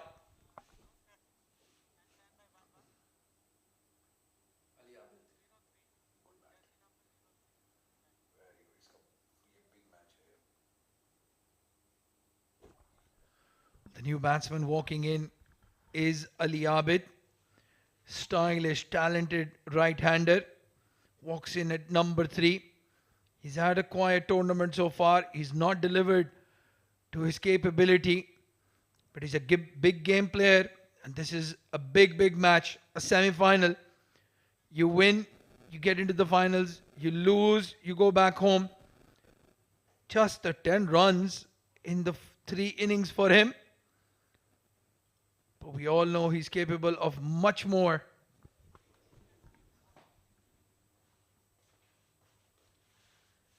As Mohammad Yasir will continue 5 matches. This was his 2nd wicket. An important one, Saqib Mahmood, the skipper, as he comes in and bowls to Ali Abid. This one outside the off-stump, opens the face of the bat and dabs it gently towards offside for a single, quick single. And with that, Ali Abid opens his account. He moves on to 1 and TVS 2 for 1. Well, they will give him a lot of comfort. Ali Abid getting off the mark and getting off the mark quickly. Salman Khan has faced 5 deliveries, yet to get off the mark. Will probably try his chances against Yasir Marvi. He's not express pace, but he's very deceptive. Yasir has a tendency of cutting the ball off the wicket more than swing. Coming into the right-handed batsman Salman Khan, very watchful. And with the swing, he plays it towards onside, not for any runs. So getting his line, getting his length back is Yasir Maharvi, bowling his 3rd delivery. Remember, those who have tuned in late, TVS skipper won the toss and decided to field first. 148 is what PBD could score. And TVSL, they have lost a wicket. No slip in place. As he comes in and bowls this one around his pads. Flicked it towards onside. Long chase for the backward square leg fielder. Completed one. They're looking for the second. And before the fielder puts in a slide, he'll get 2 important runs. 3 runs, in fact. So 5 runs on board for TSL for the loss of 1 wicket.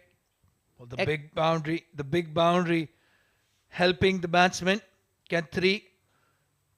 As Srijit said, the square leg fielder had to run in all the way to almost mid-wicket cow corner, chasing the ball down. Well, you were talking about Ali Abid. 4 matches, 3 innings he played, just 10 runs. Not the Abid we know. He's an attacking batsman. He's a playmaker. He can play big innings. He can also shift his gears at will. So far, we haven't seen that in this tournament with the highest score of just 6 in this tournament. He was a bit unlucky in the few games that he played. Given out down the leg side when the ball was very close to his glove. Dejected when he was given out because he looked good, had a boundary in that innings already, and you always feel comfortable and confident when you get your first boundary. Yasir Marvi attacking the stumps. This is a good approach from the PVD captain with that big leg side boundary. Still, there's no slip as he comes and bowls a slow off cutter around the off stick area. Played it gently towards offside, not for any runs. 2 overs gone. TVSL 5 for 1.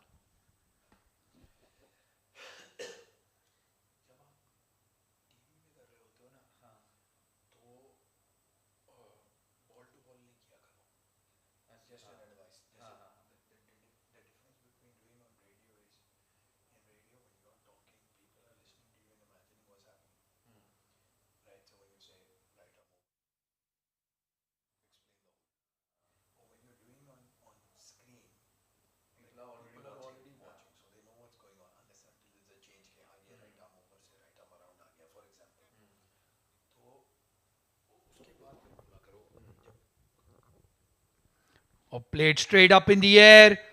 Salman Khan is living dangerously, but that's a safe shot in the power play. And he will get 2. Excellent shot that from Salman Khan. Not an easy shot against someone like Danish Qureshi, who's very quick, who's swinging the ball. Though he was very lucky that cleared the infield. It was a big chase from the mid-off fielder. Required run rate. Look at that. Almost touching 8.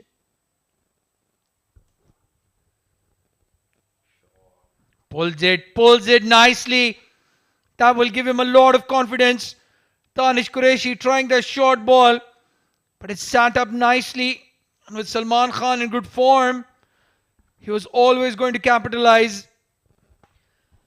Not an easy shot at all against Qureshi. It was a slightly back of length delivery, swinging slightly away from the right-handed batsman. Right on the top of the bounce was Salman Khan. Look at that. Gorgeously done.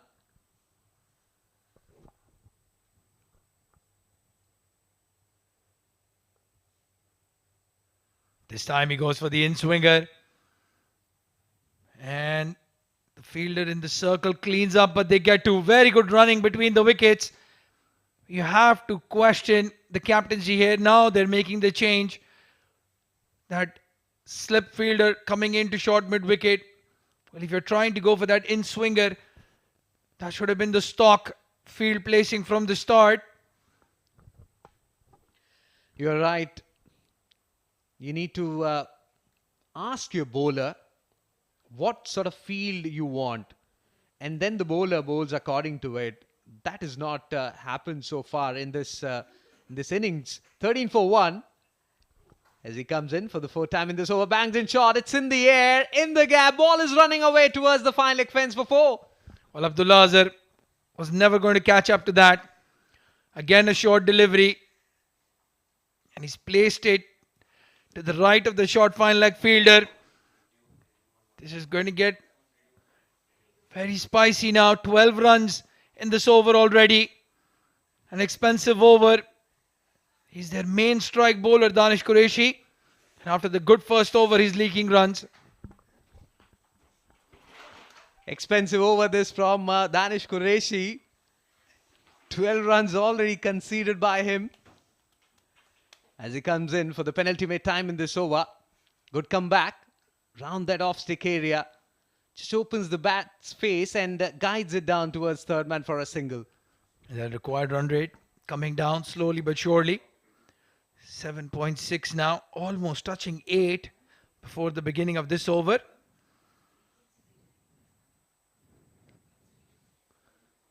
Ali Abid.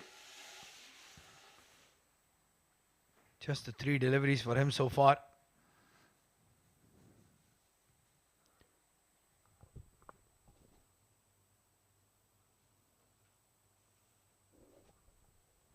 Plays it softly to the point fielder. Dot ball.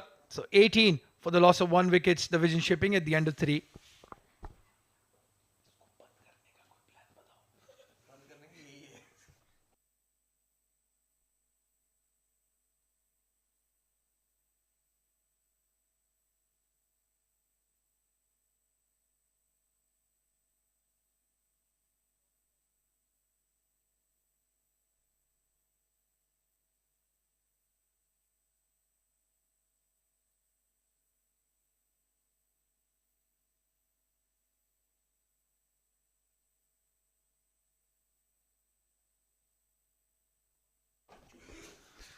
Yasir Marvi starts another over and Salman Khan hits a beautiful boundary towards the cover region. He is looking confident. He is looking dangerous.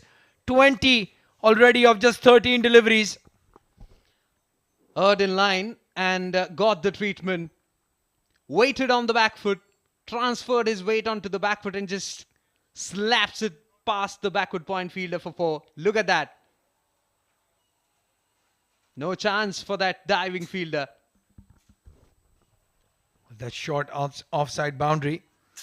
That's a dangerous ploy. Much better there from Yasir. Targeting the pads. If you offer width on this wicket, especially from the Sheikh Zayed Road end, you're all going to concede runs on the offside. Bowling his second over. 8 runs is what he has conceded. As he comes in. Again targeting that middle and leg stick. This time past the fielder at short mid-wicket. Will be getting a single. There should be a fielder at the short mid-wicket. Slightly wider if he's targeting middle and leg. We haven't seen that so far from the skipper. 22 on board for the loss of 1 wicket. Look at the required run rate. Around 8. And they are getting boundaries every over. That's the good thing that TVSL batters are doing.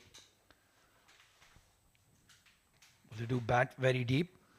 Inside out, over, long off. Is there going to be a maximum? No. Just a couple of bounces into the fence. Salman Khan is getting into the action now. Manufacturing the shot on that occasion was Salman Khan. Puts on the dancing shoes and plays it over.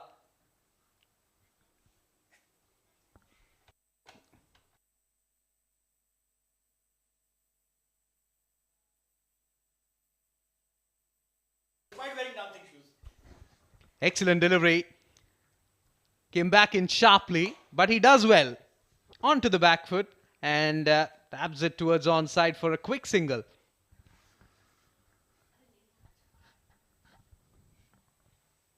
Well, Yasir Marvi, even though he's picked up the wicket, has conceded quite a few runs. 149 needed.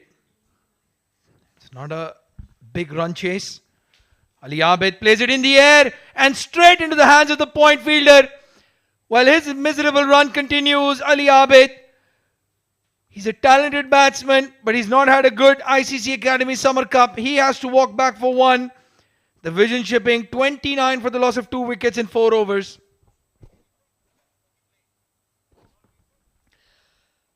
He's very strong on the offside, but this one just allowing the ball to hit the sweetest spot of his bat. But that placement, that timing was there, but placement was missing. Straight into the hands of that backward point fielder. He's gone for one. And TVSL, they are staring down the barrel.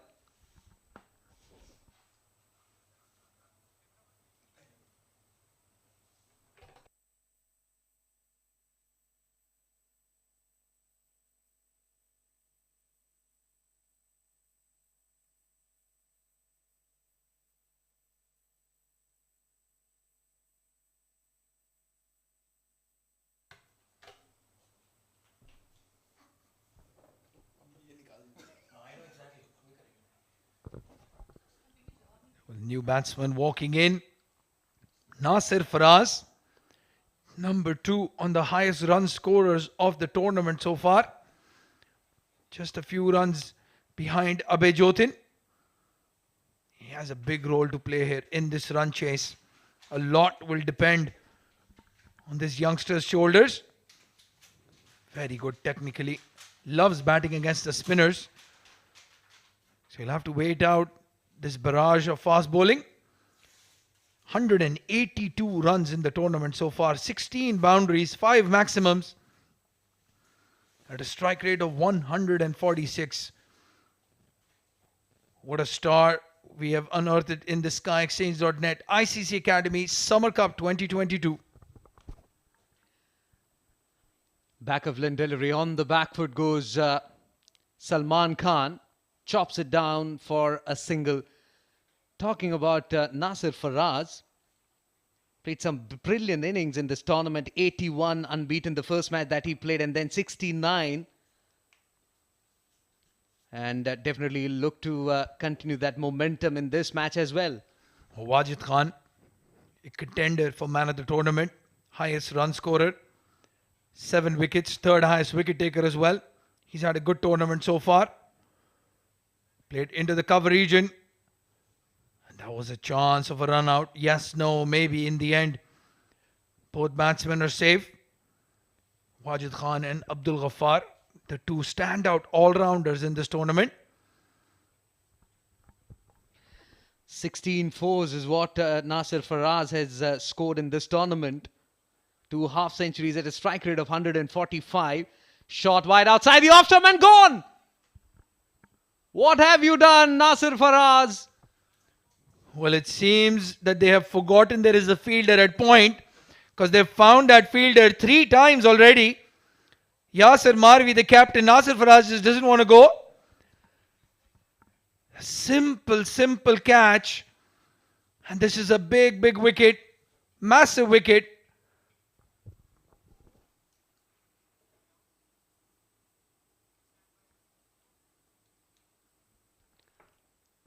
Nasir Faraz, without scoring, without troubling the scorers, he goes for duck, and TVSL 30 for 3.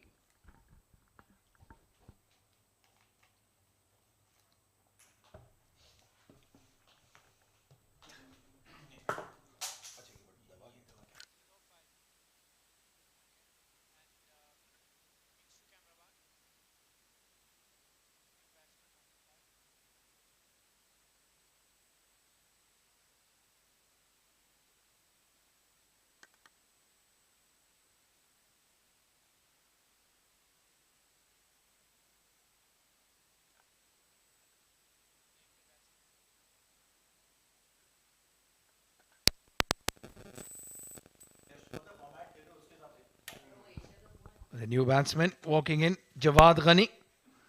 Didn't have a good day with the ball, but he's a dangerous batsman. Just the 24 runs in the tournament so far. He's batted at number 8, number 3. Now walks in at number 5. But that's a big breakthrough. Nasir Faraz, they were banking on him to get some runs. Single, and Jawad Ghani gets off strike and gets off the mark.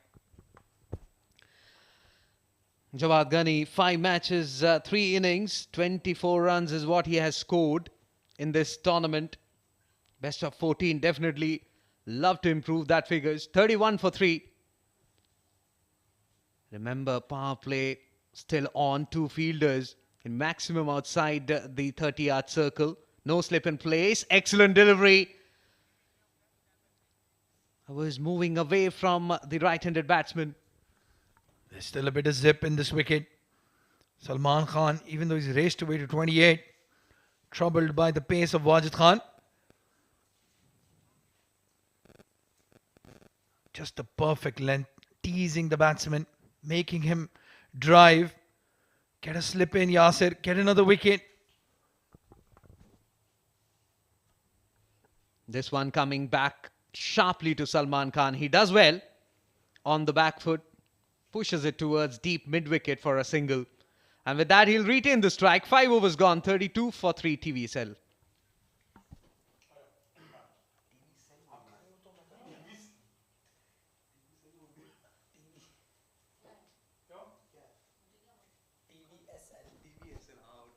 It's easier to call it the vision shipping. Well, those are the top 10 wicket takers. The top two are playing in this game. Saqib Mahmood, 9 wickets for him. Wajid Khan has moved up, number 8 today. And what a wicket that was of Nasir Faraz. Abdul Ghaffar, as I was saying, one of the players of the tournament. Mohammad Nadeem, the left arm spinner, moving up. Harry Bharwal, he had a good day yesterday and will be back for the second semi-final against Future Mattress on Monday. And the captain, Yasir Marvi, he's picked up 2 wickets. He's done his job in the power play. Bowls a half volley down the leg side. Are they going to push for 2? Yes, they are. Quick, young, fresh legs. Salman Khan races away to 31. 31 out of the 34 that the vision shipping has scored so far. Then Yasir Marvi with those bright red shoes.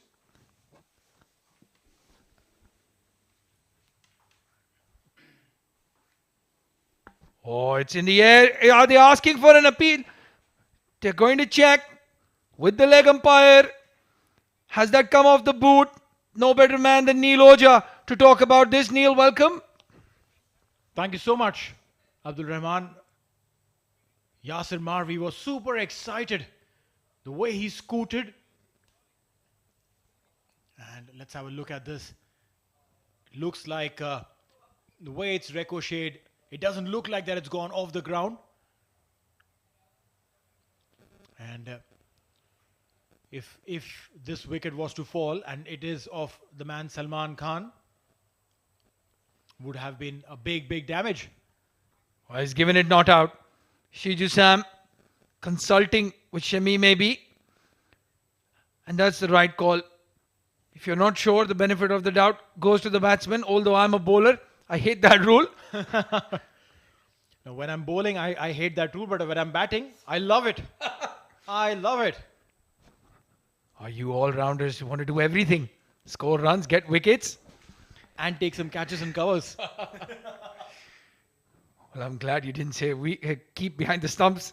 I know a couple of guys who like to do that. No, I hate that. Oh, he's bowled him. He's gotten it. What a wicket. This Yasir Marvi, the captain leading from the front. Well, there is no doubt about this one, Neil. It's crashed into the stumps. Well, the previous delivery was a pretty similar delivery. Almost like an action replay of sorts. And this time, the ball going on to the stumps. And look at that excitement in the camp. They definitely know that this game is well within their control despite it being a kind of low scoring game. 148 is not the highest of the scores. Salman Khan gone 31 of 23.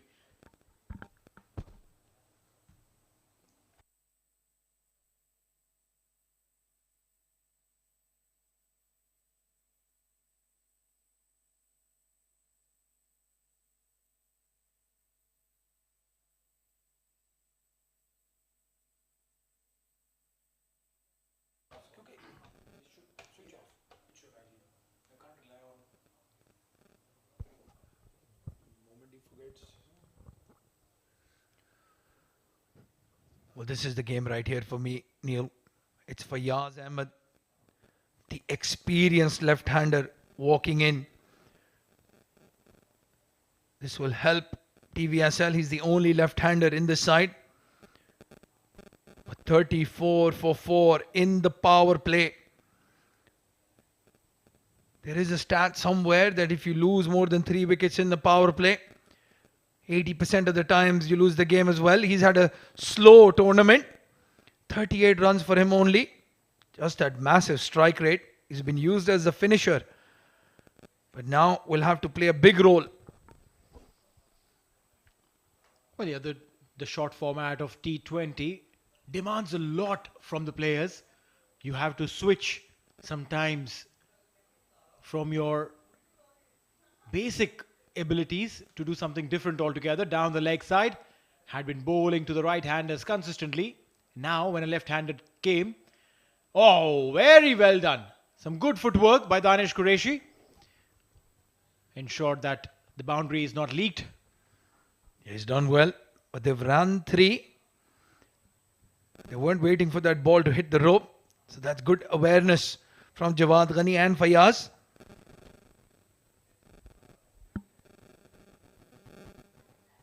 They still have Shahbaz Ali to come. He can hit the ball hard. Umar Arshad, the wicket-keeper batsman. And they have Waheed Ahmed, who's a middle-order batsman. So they've left him late. A lot of batting still to come. And that required run rate is moving up as well. In the shorter format, as you said, Neil, it's not just one challenge. That required run rate is always hovering and causing issues. Well, that's right. It's not a big required ask. It's not a big ask at all. A fuller length delivery this time towards the long on. And what is really amazing is the way the Pindi boys have come back despite not really having the best of their batting performances. 4 wickets within the power play. That is huge. Yeah. Syed Saklan and Atta, that counter-attack right at the death. Those additional 15, 20 runs, they're like gold at the moment. 120, 125 would have been a different equation altogether. All of a sudden, 150. And Fayaz Ahmed throws his bat at it. That's a big, big boundary. They'll have to run 3, maybe can run 4 as well. Oh, you're right.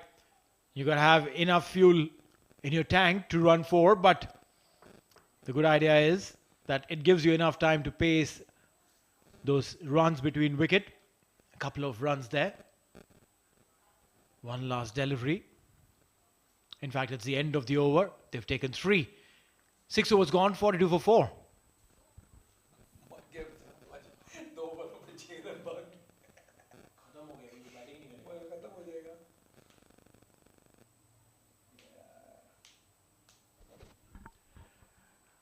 Let's have a quick look at the vision shipping.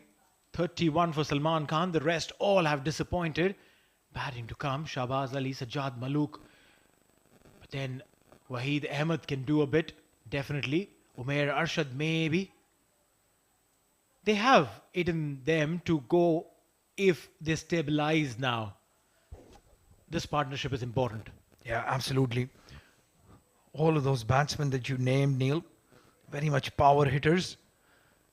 So you need somebody to put up a 45, 50 run partnership, steady the ship, so to speak, for the vision shipping. But what a power play. 42 runs, 4 wickets. The Pindi boys are clawing their way back into this game. Unbeaten in the tournament so far. Slashed and slashed hard. The outside edge will take the ball towards third. Just be a single.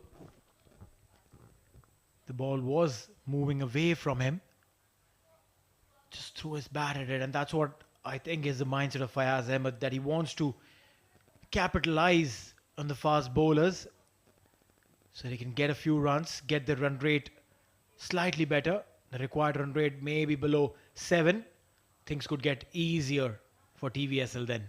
Yeah, very good point there. I think Fayaz Ahmed has come out with a plan to play aggressively. That one stat that we missed out in the power play is that the Pindi boys defenders have given away just one extra, just one wide. That's brilliant bowling, because we've seen in this entire tournament a lot of teams have conceded 20, 22, 26 extras, wides down the leg side. A big swish and a miss. A dot ball for Wajid Khan. So some disciplined bowling, and it's paid dividends. They've picked up the 4 wickets. That's right. 444 on board. 44. 4-4.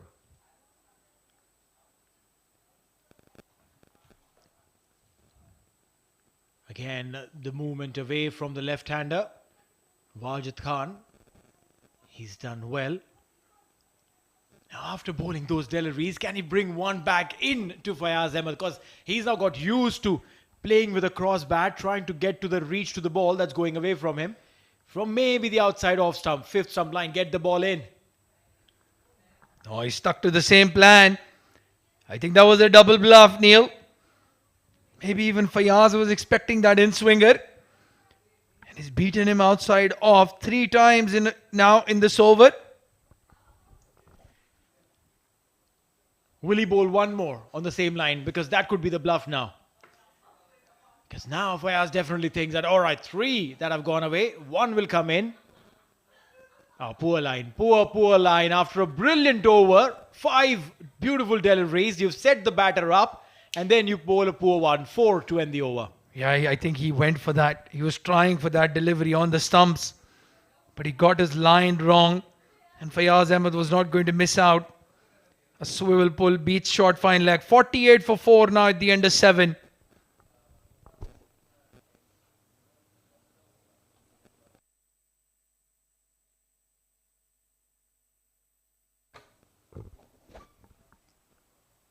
Down the leg side. This is exactly what the boundary was. The last ball of the previous over. Now, the skipper, he's done well today. Wajid has picked up 1 wicket. I guess he's got 1 more over remaining. He's going to bowl himself out. And why not when you've bowled so well today? 3 wickets he's picked up of the 4 that have gone. Given just 25, I think he's right on top of the game. Yeah, we saw Saqib Mahmood do the exact same thing. Picked up 2 wickets and he's got another wicket. Well, this man can do no wrong. Yasir Marwi has picked up 4 wickets in his spell so far. Still has 5 deliveries to go. And TVSL, half their side gone, and they have not even managed 50. What a delivery there. The angle that he creates with that unorthodox action. The batter probably expecting the ball to come in. It stayed a little low and dragged it straight to the stumps. Yasir Marwi picks up his 4th as Jawad Gari walks back 3 or 4.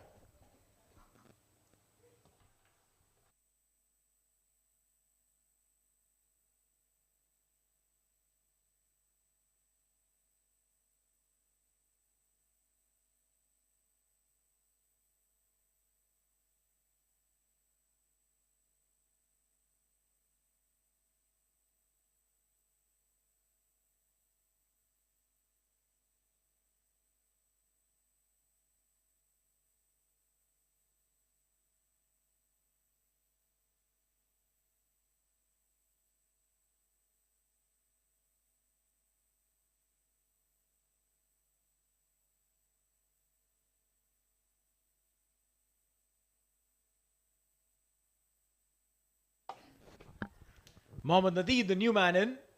A lot of pressure would be on him. Coming in at this stage where half the side is in the dugout. And like Abdul Rahman mentioned, well, problem times. Not even 50 on board. Well, that 100 runs on top. Looking like 200 from here. Mohammad Nadeem, he's walked in ahead of Waheed Ahmed and Umar Rashid. And at least he's got in the middle of the bat. That's the same delivery that's gotten him 3 wickets already. Just the in half of the bat, crashing into the stumps. They've not judged his length. They've not judged his pace at all. You're right. The wicket helps you get the ball to skid in. And he's been able to successfully extract that out of the wicket. Going down the leg side, this one for sure.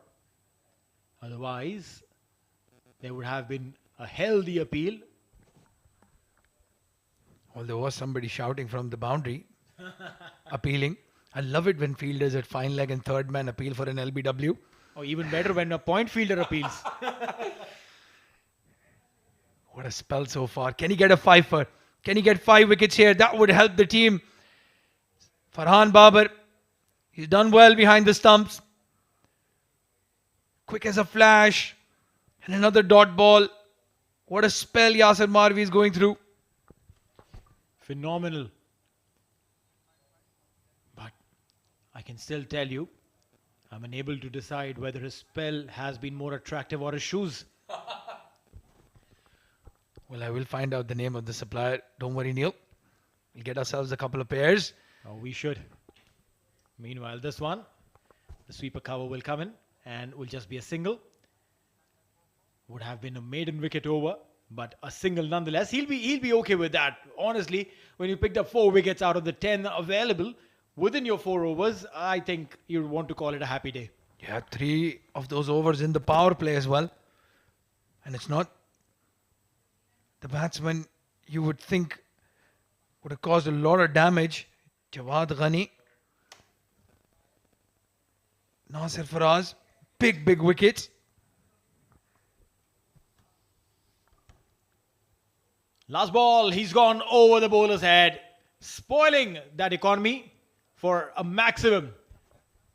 8 overs, 555 on board.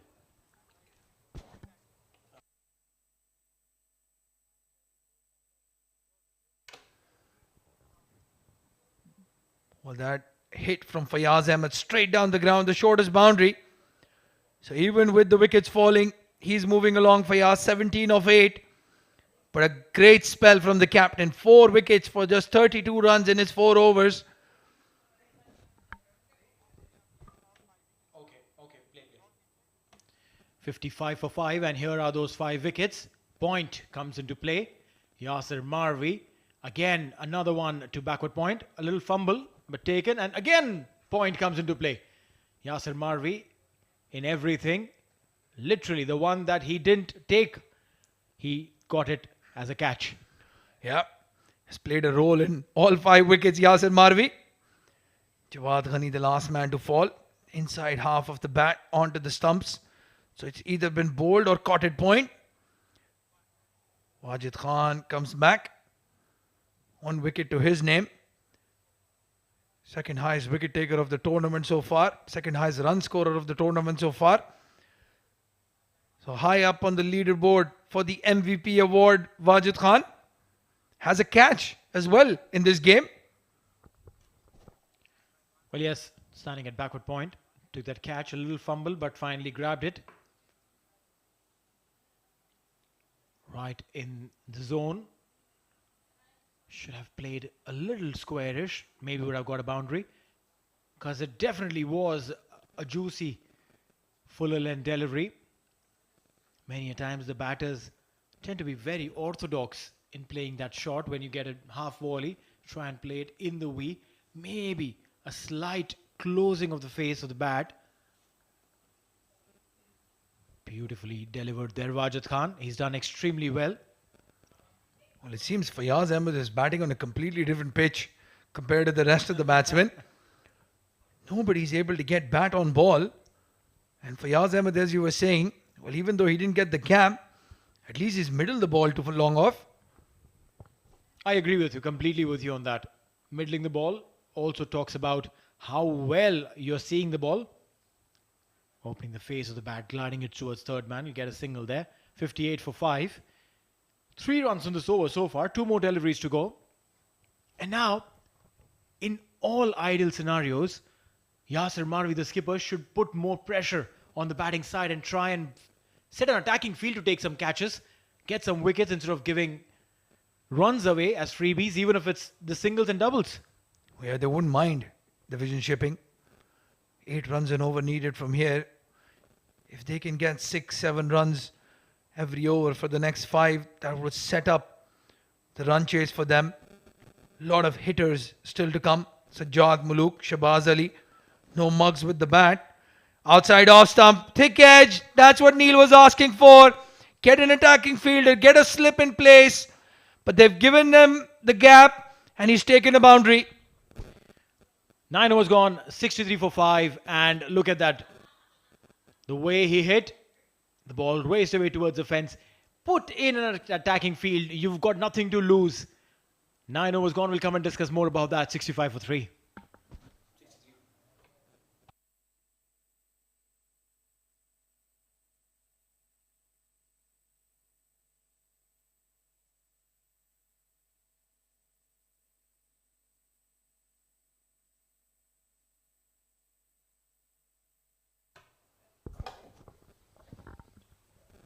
.86 required of 66. The purple graph, the purple worm is in fact the vision shipping. Running literally parallel now to the blue worm of Pindi boys. They've lost a bunch of wickets there. They'll have to come up, intersect this graph, come up and stay up if they need to win. Your Pindi boys got two good partnerships, and that's all you need. And this run chase, just two good partnerships. Salman Babar comes into the attack. And first delivery. Well, very, very lucky there. That's a big offside boundary for the left-hander. And just a single. You're right, it was short, wide, poor by all sense. It just looks like, the bowlers are not warmed up enough. Economy of 7.45. That's a good economy considering you're playing a T20 game. Much better delivery. Much, much better. The loser on the first ball.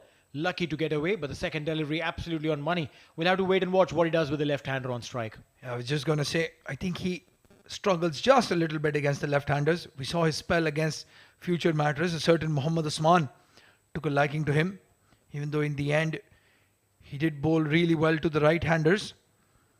There you can see again, just not able to get that line right. No slip. Neil Oja right next to me, pointing his hands up in the air saying that would have been a catch. Get that slip in, Yasir Marvi. You need just one more wicket here to get into this game. That's right. A boundary in the previous over. Now again this one flying close to the second slip. Attack should be the term right now that they should be thinking. Because if you take the foot off the pedal, maybe one partnership could just come around and hurt the Pindi boys. Not looking to stop the single. You can't see anyone in closing. Well, we've seen that happen so many times. It's so dangerous. You give a couple of singles and then one ball goes for a boundary. That might be that delivery just right on cue. Mohammad Nadeem, and it's a no ball to boot. So that'll be 5 runs and followed by a free hit, which means there's an opportunity to work on this over. 8 runs already. Opening the face of the bat and letting it glide past the point fielder. Very simple, using the pace of the ball. Well, that was a good shot, because usually when you see a full toss, your eyes light up. You try to go across the line. He played it exactly where he should have played it, towards that point fielder. This time, he's gone straight. He's found the fielder, just a single, so no damage done. But there is still a very expensive over. And there's one more delivery to come. You're right, 9 overs, beg your pardon, 9 runs here in this over. With 5 deliveries that Salman Babar has bowled. The left-hand, right-hand combination not helping him. Swing and a miss, a dot ball to end the over. 10 overs gone, it's 72 for 5.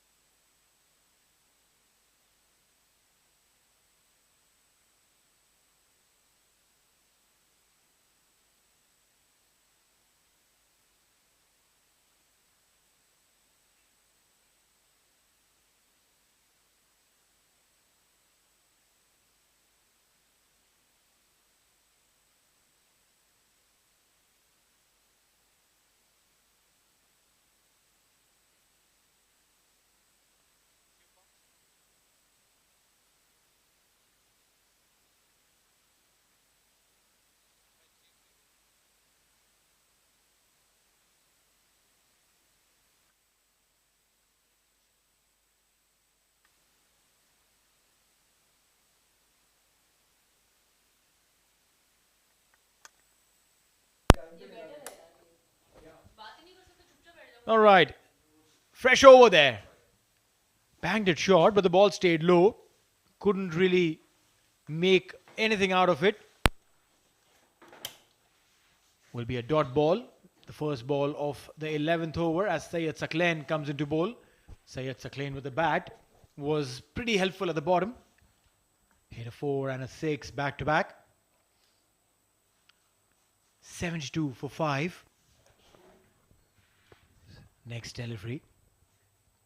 Nice run up. Good gather. And oh, this cut him in the half. The batter didn't really know where the ball was going. Literally missed everything. The bat, the pads, the stump. Luckily, the keeper got that. And to discuss more on this, I've been joined by Srijit. Welcome, Srijit. Thank you, mate. Excellent stuff that from Syed Sakleen. Good thing is that they are maintaining that pressure on the opposition. Look at that. Nip back in sharply, almost kissing that off stick. 72 for 5. Bangs in short, cut shot coming in the air. No fielder inside the ring. Protection in the deep. Just a single. That's right. Singles, and they're using these singles to build a partnership. Mohammad Nadeem and Fayaz Ahmed, and that's what they need to do. They need to construct this partnership, take it till the 16th over at least without losing a wicket.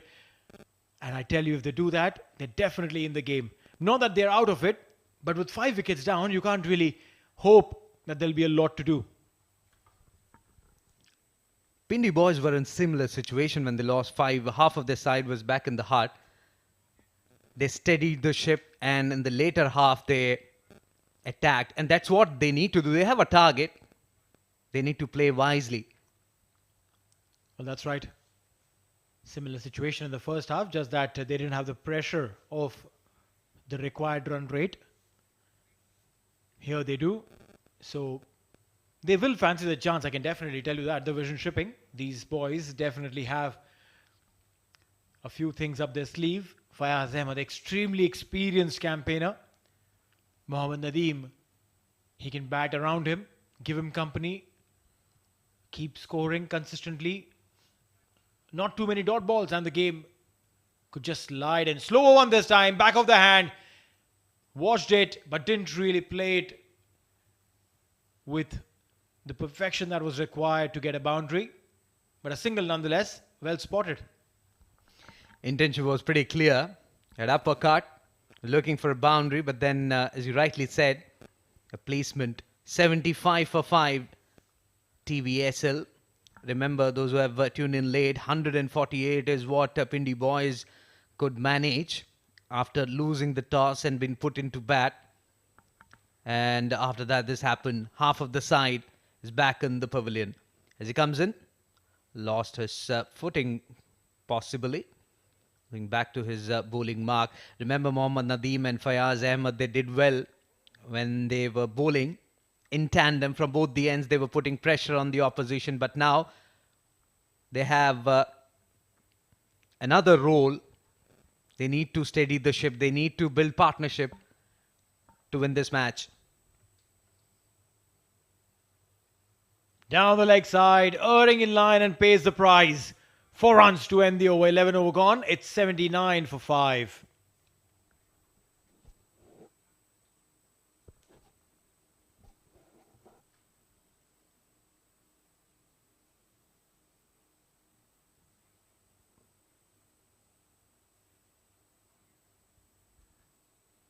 Down the leg side. Use the pace of the ball to get to a boundary. It's important that these guys stay on for long. I just hope that they've eaten the right things to have the right amount of energy to get this game on the other side. Because, hey, this is the semi-finals. You lose this, you lose your opportunity to get your hands on the silverware. Meanwhile, you just had your supper. How's that chicken sandwich? Awesome. Along with the semi-final, it becomes even more appeal there. But umpire is not at all satisfied, was full and maybe missing the leg stump. Yeah, it was pretty evident going down the leg side. And they stole a single meanwhile. Well, yeah, a delicious semi-final. And I don't know if the chicken sandwich was as delicious. Comparing with this game, I would say game comes first and chicken sandwich can take back seat for sure. Well, if it takes the back seat, I'm telling you, the person sitting on your back seat will take the sandwich too. Meanwhile, excellent delivery that cleared his front leg and was eyeing that mid-wicket area, completely missing, angling away from the left-handed batsman. It's a dangerous shot. Look at that. That shout from the bowler for LBW. Umpire was spot on. Required rate 7.96. Point comes into play. A direct hit maybe would have got the chance in, but Salman Babar is indicating that the throw should have gone to the wicket keeper instead of a direct hit at the bowler's end. He's still saying that it's okay. The moment has passed. Salman Wajid at point wouldn't have been able to maybe aim at the single stump. He had a better view of the non-striker's end for sure. And in these situations, it's a split-second decision that you have to make. You pick up the ball and you go with the throw. You're with your instinct, with what you see over there. The time to absorb that information is very, very little. And what could technically help in such situation is if maybe the bowler or the wicket keeper is calling at him because they know the situation better. They're keeping an eye on both the batters. So the wicket keeper or the bowler shouts that at the striker's end or the keeper end or the non-striker's end, bowler's end, whatever they want to make that message out of, that'll definitely help the fielder. And the fielder just has to pick up the ball and throw at that particular end. Meanwhile, a single there. Absolutely right. The shout should be clear. I mean, like it should be straight, either yes or no, towards striker's end or non-striker's end. That was missing from bowler and the wicket keeper. 83 for 5 TVSL. 66 runs required. Final delivery coming in. Swing and a miss. Using the width of the crease really well was Salman Babar. Dot to end the over. 12 overs gone. 83 for 5 TVSL.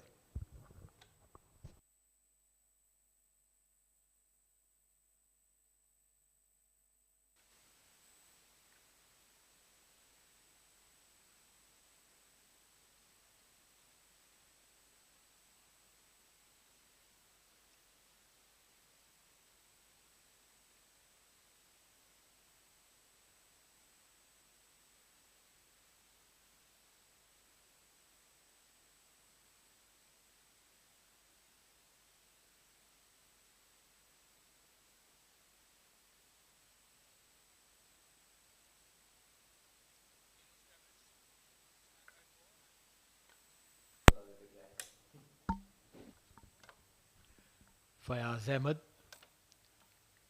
He has a very big role to play. Because with 5 wickets down, there's an opportunity for him to stay back, play it, go deep. This is change in the ball. The ball has definitely lost its shape. The rings that you see in the umpire's hand, they basically are the tester rings, where the ball has to pass through one of the rings and does not have to pass through the other ring. If the ball is well within the shape, it will pass through from all sides from that one ring and will get stuck if you keep changing the ball's angles from the other ring. At times we have seen in international cricket, when things are not going their way, they go to the umpire and they ask for change. But here I think genuinely bowler was, there was some issue with the grip and the shape of the ball. I think they haven't changed it. 66 or 48 deliveries so far. Steven Stevens 83 for 5. Will all depend on this partnership between Fayaz Ahmed and Mohammad Nadeem. Fayaz Ahmed 18 of 28. Has played really well. Playing according to the merit of the ball. As Suckling comes in round the wicket. Slow one outside the off stick. Played it defensively towards offside for a single. That's what you need to do at this stage rather than manufacturing shots. You need to make sure that you are there till the end. You're right. 65 or 47, that's not a tough ask. What is tough is that if there was a wicket to fall now, that would make it difficult. Mohammad Nadeem and Fayaz Ahmed both are settling in really well, creating a beautiful partnership. Extra bounce there. He's been able to extract that Syed Saklan. Hard-working bowler. Look at that. 8 deliveries, 8 runs. He's gone really well. We have seen if you hit the deck hard, you have something because it's a Waka clay, and there are 10 tracks, 5 Asian and 5 Waka, wherein fast bowlers will be getting that assistance. So far, we haven't seen that occasionally from fast bowlers that they're bowling back of length delivery. Meanwhile, excellent stuff that wicket to wicket. Good length delivery, played it defensively back towards the bowler. Well, yeah. Bowling back of the length. If you're bowling fuller, then you get the movement, lateral movement. But then you need to know the length that you want to bowl. You have to back your abilities and probably put in that little extra effort to control that excessive swing that sometimes you get from here.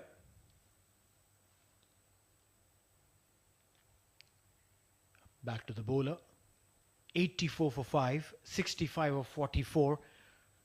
I think this game is definitely going to the wire. Unless TVSL lose a couple of wickets here, this game definitely has all ingredients of becoming a thriller. And in the previous over, Fayaz Ahmed went to Mohammad Nadeem and told him to play defensive pushes. We saw he was trying to attack, trying to cut certain deliveries which were way outside the off stump. And that conversation is required at this stage. Meanwhile, full delivery outside the off stump. It's in the air. But in no man's land, definitely 2 runs there for Mohammad Nadeem. Yeah, you're right. You don't have to go taking risky chances. You can go easy, go comfortable, go slow.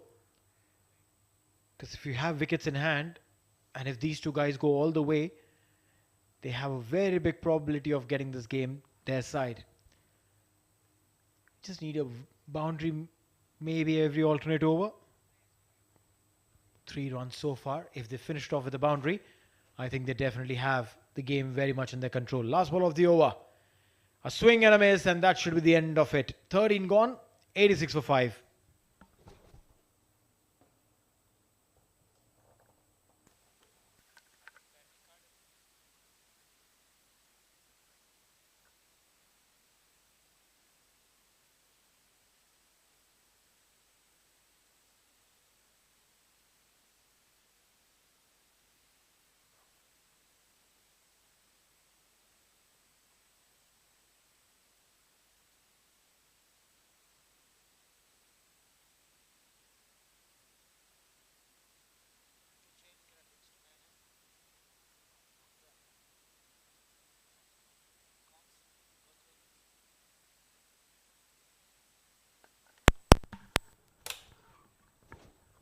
So, there you go.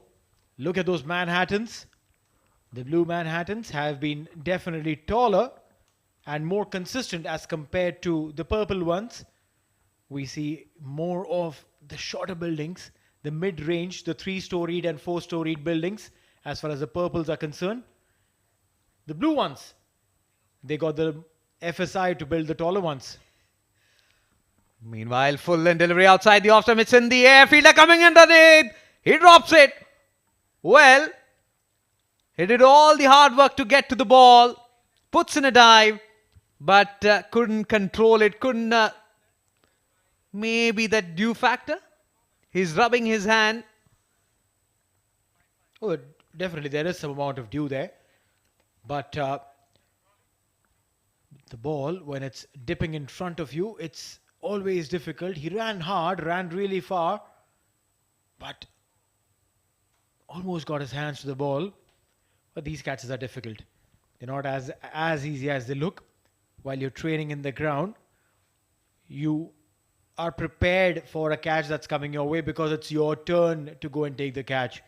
But when you're fielding, a fraction of a second of delay in the start, and that could cost you the catch. And I remember during, when I started cricket, I mean, in India, so coaches used to tell you have to, especially when you're fielding inside the 30-yard circle, you should not be stuck at one place. You have to move so that whenever, I mean, like ball comes your way, you are prepared for that. That's right. Anticipation. That's the key. A quick look at the field setting there. There is a sweeper cover and a long on. This one's gone big and far. Maximum coming in for TVSL and Fayaz Ahmed. Fayaz Ahmed has been extremely impressive today. 12 runs already conceded by Salman Babar in this over. Look at that, right from the middle of the blade. And there was a fielder at long gone. No chance for him. Perfect timing, perfect placement, and he muscled it. Fayaz Ahmed with that sixer. He takes his score to 41. And TVSL 98 for 5. Slow one. Plays it in the gap. Long chase for the long off fielder. And he fumbles. That will allow them to go for the second one. Excellent running between the wickets. In fact, 3 runs taken by these two batters. 100 comes up for TVSL. 101 for 5. You're right. 100 coming up. A great partnership of 53 runs between these two. They've literally helped each other and the team to go on to be in that zone to win this game. And also, if you realize, the running between the wicket is brilliant. They realized that there was a chance because the fielder who was running to cut the ball at the boundary. Oh, now, poor effort there. Danish Qureshi. He's gifted a boundary. This is a very expensive over that's coming along. Intelligent cricket there by Mohammad Nadeem. Using the pace of the bowler. Would have done better. The fielder is stationed inside the 30-yard circle. Short third man. Look at that. Staying on the back foot. Opening the face of the bat at the very last moment. 4 runs. Putting pressure on Salman Babar.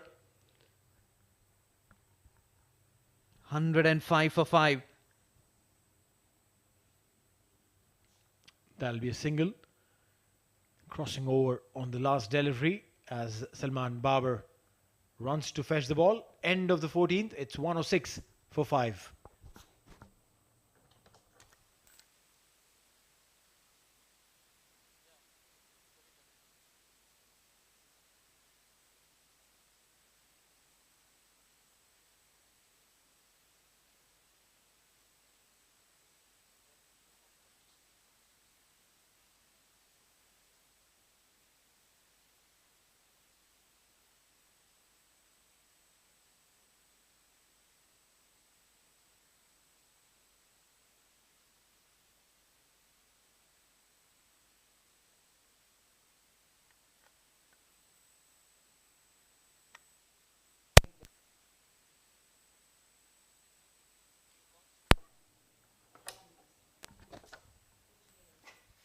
.43 of 36. And this partnership is definitely taking the game in favor of TVSL. Mohammad Nadeem 21 of 26. Fayaz Ahmed 44 of 23. He's gone at a very healthy strike rate, Fayaz Ahmed. and the required run rate for the first time has dropped below the current run rate. Fayaz Ahmed batting really well, 44 of 23 deliveries, and Mohammad Nadeem just shifting his gears at the right time. Initially, he was looking tentative, trying to hit boundaries. And that conversation between Fayaz Ahmed and Mohammad Nadeem, that has really helped Mohammad Nadeem. He has checked his strokes. He's waiting for bad deliveries, and that's what you need at this stage. 106 for 5, 7.17 required run rate as Suckling comes in. Shot wide outside the off-stump, cut away. No chance for the sweeper cover. 4 runs. Beautifully played. That was a poor delivery to start with by Syed Suckling. And now these two guys are making merry of every error that the Pindi boys bowlers are committing. Beautifully played. A boundary at this stage makes the bowler now feel the pressure. It was the first ball of the over. The bowler now will have to probably change his plans. Probably have to rethink his strategy.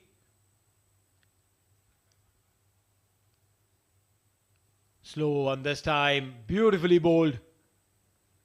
And a dot ball. There's a change in his stance. Mohammad Nadeem, initially when he came on to bat, he was coming forward using his front foot more. But now he's waiting on to his back foot. He's playing his shots on by putting pressure, by putting his weight onto the back foot. We talk about that cut shot, the late cuts that he has played in the previous over. As he comes in and bowls again, weighted on the back foot, opens the face of the bat. Get a single. Intelligent cricket. Mohammad Nadeem, that single takes his score to 26. 1-1-1 for 5 TVSL. It was Nelson, the score, and the Pindi boys lost a wicket. TVSL cannot afford to do that. They can't afford to lose a wicket. Definitely not this man Mohammad Nadeem on strike. He's given very good company to Fayaz Ahmed, who in his own dominating way has taken the control of this game in his hands. What's going to be imperative is that these two guys stay. This wicket is not easy to come and start batting on. You need to apply yourself. You need to watch yourself. You need to understand where the ball is going, what the ball is doing. And both these guys have been extremely watchful. They've been keeping their eyes on the ball and playing accordingly. If one wicket to be fallen from here on now, it would definitely mean that TVSL would maybe feel the pressure all over again. Single in the penultimate delivery. That takes Fayaz's score to 45. 112 for 5. Played a crucial role. Fayaz Ahmed, initially with the ball, now with the bat. And allowing Mohammad Nadeem to understand the situation. He's a changed batsman now. We compare with what he was doing when he came on to the bat. Oh, excellent delivery, full length on the off stick. He does well. Excellent delivery nonetheless from Syed Suckling bowling his... this was the last delivery. 15 overs completed. 112 for 5 TVSL.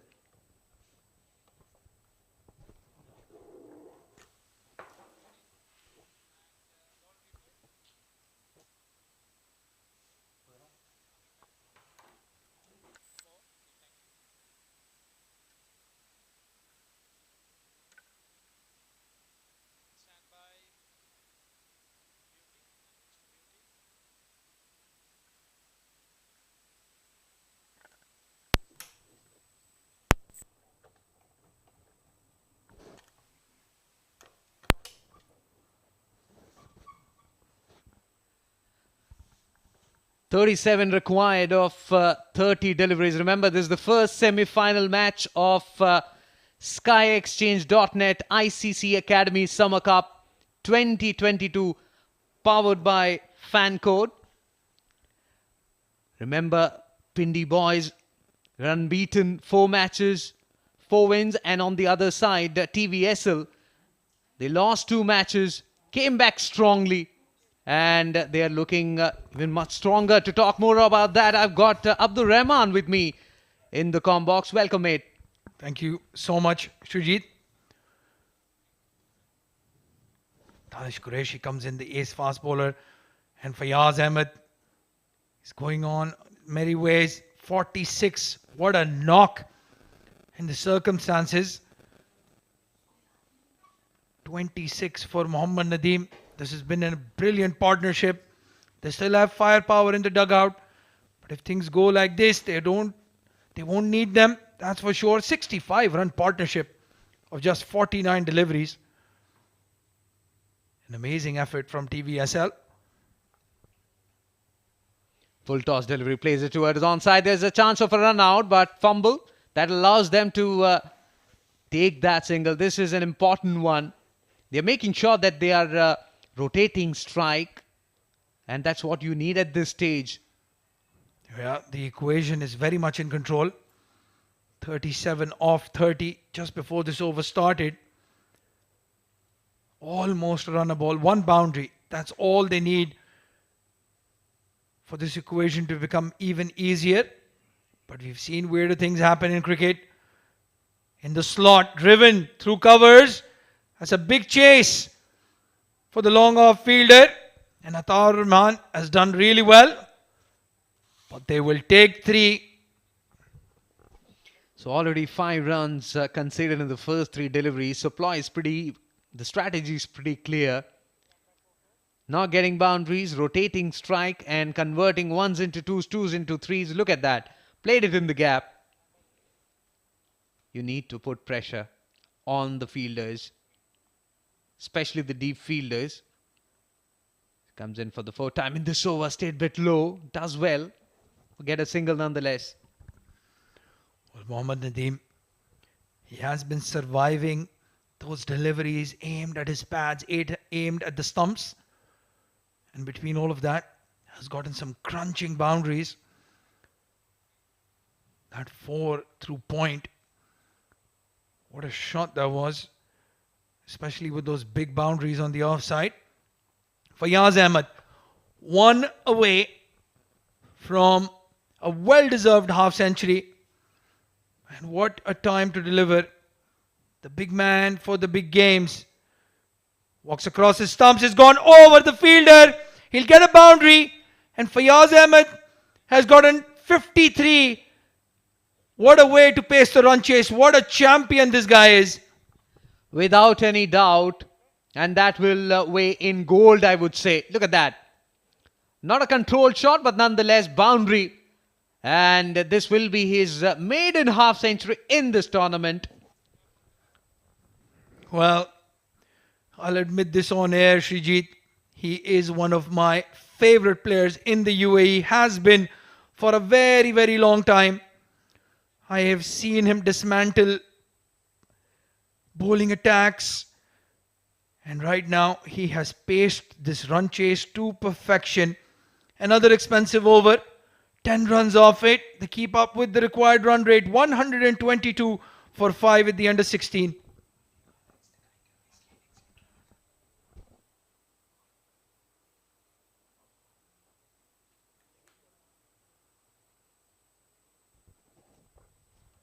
Well, that's the equation. It's getting simpler and simpler now. 27 needed off 24. 10 runs off the last over. 1 more boundary. That's all they need to level the required run rate, bring it down to less than a run a ball. And it's all thanks to that man, the southpaw, Fayaz Ahmed, 53, not out. But he will definitely want to see the end of this game, get his team through, not throw his wicket away. So this is how Vision Shipping side fared in this innings. Shakib Mahmood without troubling the scorer. Salman Khan 31 And then one from Ali Abid. Nasir Faraz is out for naught. Jawad Ghani for 3. And then this partnership between Fayaz Ahmed and Mohammad Nadeem. Yeah, what a partnership. Amazing batting. Ataur Rahman comes into bowl the 17th over. The left arm spinner not used so far. Is it too late though, Srijit?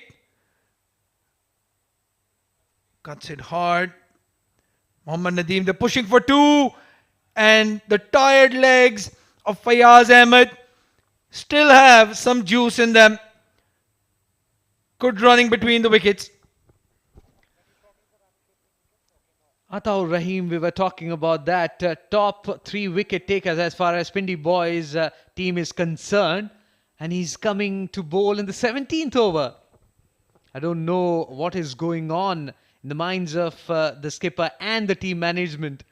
Yeah, they fed pace to both Mohammad Nadeem and Fayaz Ahmed. This pitch deceiving the Pindi boys defenders. He's gone straight. Well, there's the answer then. That's why they didn't want to bring him in. Mohammad Nadeem loves the spinners and he gets a maximum. Very strong bottom hand coming into play. It looks easier now for Vision Shipping. Look at that. 36 in no time of 35 deliveries. Equation is pretty simple. 19 runs of 21. Well, 8 runs in the first 3 deliveries. They've achieved the run rate required for that 1-6. Any runs now are just going to be bonus runs. The only thing the Vision Shipping will want to do is not take it to the last over. Finish it off in the 19th if they can. And if this man, well, he gets stuck in, this game might be over in this bowling spell itself. This time towards the extra cover region. 1 bounce over the fence. 4 runs. He's in a hurry. Yeah, seems like he wants to get home quickly now. Mohammad Nadeem has moved on to 40 of 36. He was less than a runner ball, 30 of 34 before this over started. And he's picked up 12 runs in 4 deliveries. He's taken the liking to the left arm spinner. Who was wide outside the off stump. As he comes in for the penultimate time again. This time it's in the air. Has it got the distance? Yes, it has.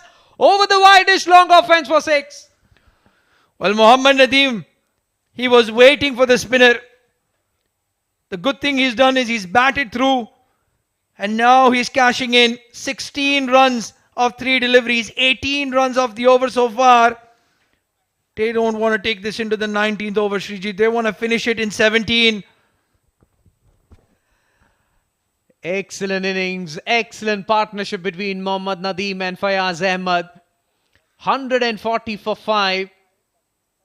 And look at that stats. Initially, he was looking very tentative. 15 dots. And now, as he comes in for the final time, follows the batsman. He does well.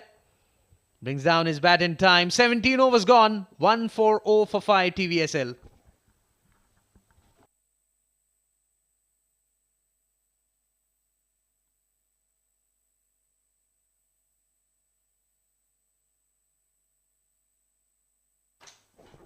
Well, those are the bowling stats then.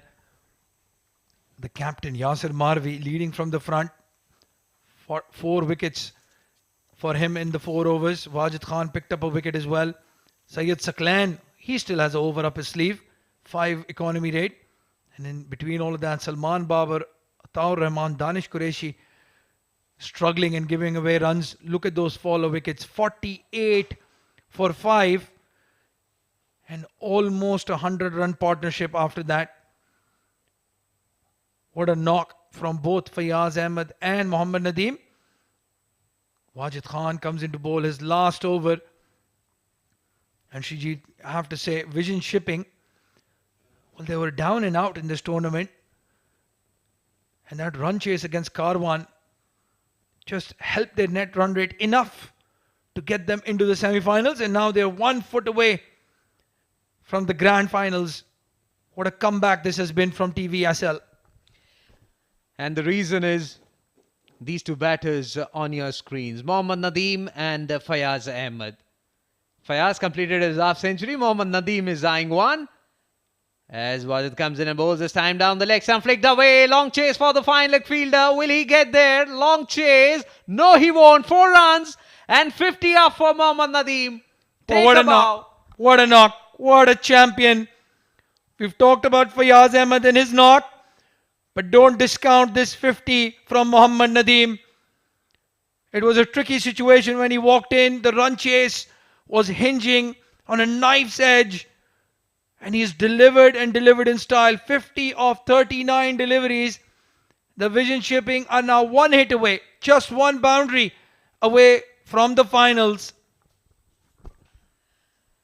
Insult to injury. Another, this time a no ball. Wajid can't believe this. Well, it was a full toss. Trying to go for that slower delivery. Hasn't worked for Wajid Khan. It's not like the TVSL batsmen needed an invitation for a free hit. They've been playing like that since the 15th over. This time full toss, played it towards onside. No fielder there, and that's it. TVSL, they are into the finals of this ICC Summer Cup 2022. What a game. Well, the Pindi boys defenders were unbeaten in the tournament. And that run has come to an end at the worst time possible. The semi-finals. The Vision Shipping have knocked out the Pindi boys defenders and will be playing the finals of the SkyExchange.net some ICC Academy Summer Cup 2022 powered by Fan Code. And it's all thanks to that man on your screen right there, Mohammad Nadeem. 54 not out for him. Fayaz Ahmed on the other end, 54 not out as well. 108 run partnership, and what a partnership this was. Unbelievable batting from the two of them. And no one really thought that TVSL chasing a target of 149, and at one stage 48 for 5. Half of the side were back in the hut, and that partnership, as you rightly said, and especially I would say Fayaz Ahmed, the way he made the other batsman play, because initially Nadeem was looking tentative. That conversation, small conversation between the overs, that really helped the other batsman to really play calm and composed innings. And I must say, for me, Fayaz Ahmed is the man of the match. Well, let's see what the match referee decides. But I do have to agree with you. It was Fayaz Ahmed in the middle. He was calm and cool in the storm. He weathered some short pitch deliveries, some swinging deliveries. Ran hard. His first 2 scoring shots for running for 3. And then just paced his innings perfectly. Look at that scorecard. Saqib Mahmood, just the 1 run for him. Salman Khan was looking very good before he was bowled by Yasir Marvi, who picked up 4 wickets in the power play. Nasir Faraz, the second highest run scorer of the tournament, falling for duck. And at that stage, the Vision Shipping were under a lot of pressure. And when it's a pressure situation, that one man you want to have in the middle is that man right there, Fayaz Ahmed. 54 of just 30 deliveries. Mohammad Nadeem, he went with a flourish right at the end. Got to his half century as well. And the Vision Shipping have chased this total down with 2.5 overs to spare.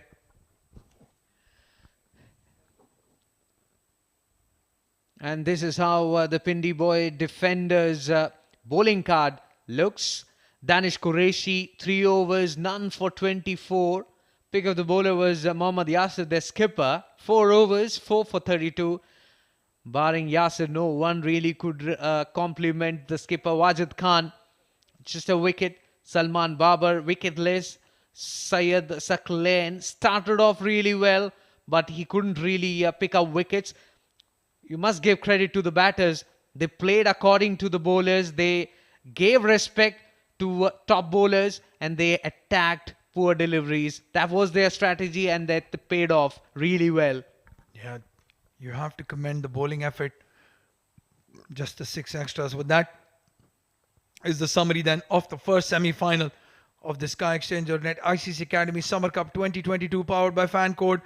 The Vision Shipping winning the toss, electing to field first, putting in the Pindi boys defenders who could manage only 148. Abdullah Azhar, the top scorer, with 39. And Wajid Khan was looking good for 22 of just 11. Shabaz Ali, what a spell he bowled. 3 wickets in his 4 overs. And Mohammad Nadeem, Saqib Mahmood and Fayaz Ahmed amongst the wickets as well. 2 wickets for Mohammad Nadeem. And then he's the top run scorer as well, along with Fayaz Ahmed. 54 not out for both of them in this perfectly paced run chase. Mohammad Yasir Marvi picked up 4 wickets, but not enough to take his team into the finals.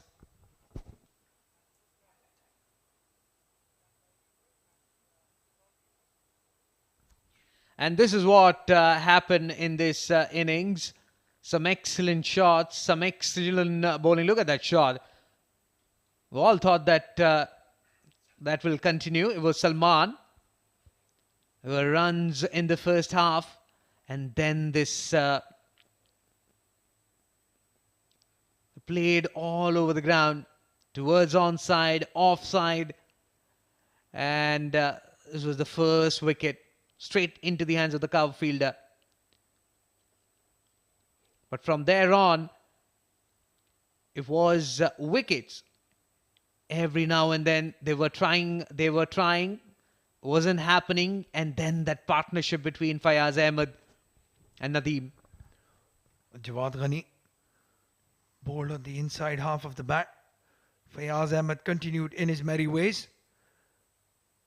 And Mohammad Nadeem, well, there at that time, the Pindi boys defenders just didn't go for the attack, didn't have catching people and slip, and bowled some poor deliveries to the left-hander. He was enjoying himself in the middle, never took pressure for Fayaz Ahmed. Got a boundary whenever they needed it. So did Mohammad Nadeem. That was the shot that got him moving. Fayaz reached his 50 with the boundary, and then Mohammad Nadeem took a liking to the left arm spinner, took 18 off that over and settled the game for the Vision Shipping. Some monster hits from his bat, and then a flick down to fine leg to get to 50.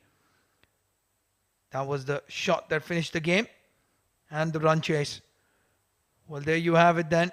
The Vision Shipping have qualified for the final.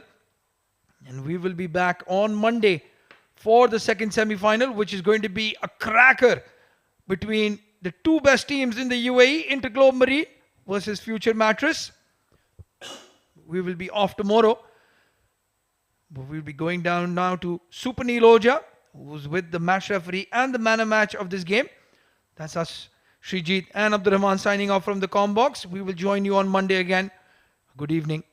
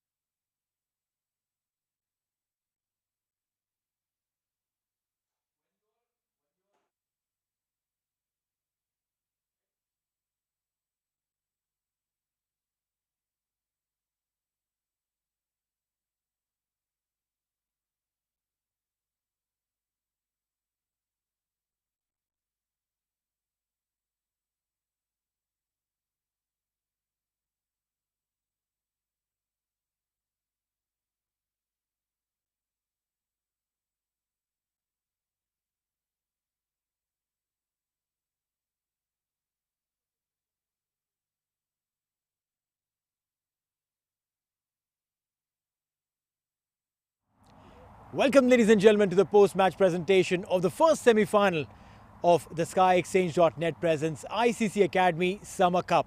What a phenomenal first semi-final. If there was a thriller, this was it.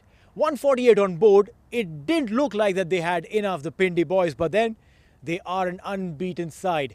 Didn't look like that they might just give up the chase very comfortably, but when TVSL came into bat, they were in trouble. 48 for 4. And from there on to come out and to win the game Well, who thought? But then again, T20 cricket is such one good partnership and the game could change. First up, ladies and gentlemen, would like to thank a bunch of people to ensure that this tournament is going as smooth as it has. SkyExchange.net, ICC Academy Summer Cup, powered by Fan Code.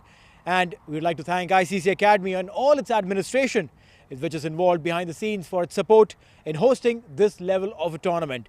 We'd also like to thank our sponsors, title sponsor SkyExchange.net, powered by sponsor Fan Code, our official streaming partner Fan Code, event partner TCM. So the first semi-final, as we said, the Vision Shipping Limited defeated the Pindi boys, the undefeated Pindi boys, by 5 wickets. And now we'll be moving into the mega finals. For the Man of the Match award, we have our match referee, Mr. Iftikhar Ali, who will be awarding the player of the match. And this person is someone who, when he came to bowl, picked up 2 wickets and with the bat strung a fantastic partnership of 102 runs with his partner Fayaz Ahmed. The man is scoring 54 runs and for his 2 wickets, Mohammad Nadeem from TVSL.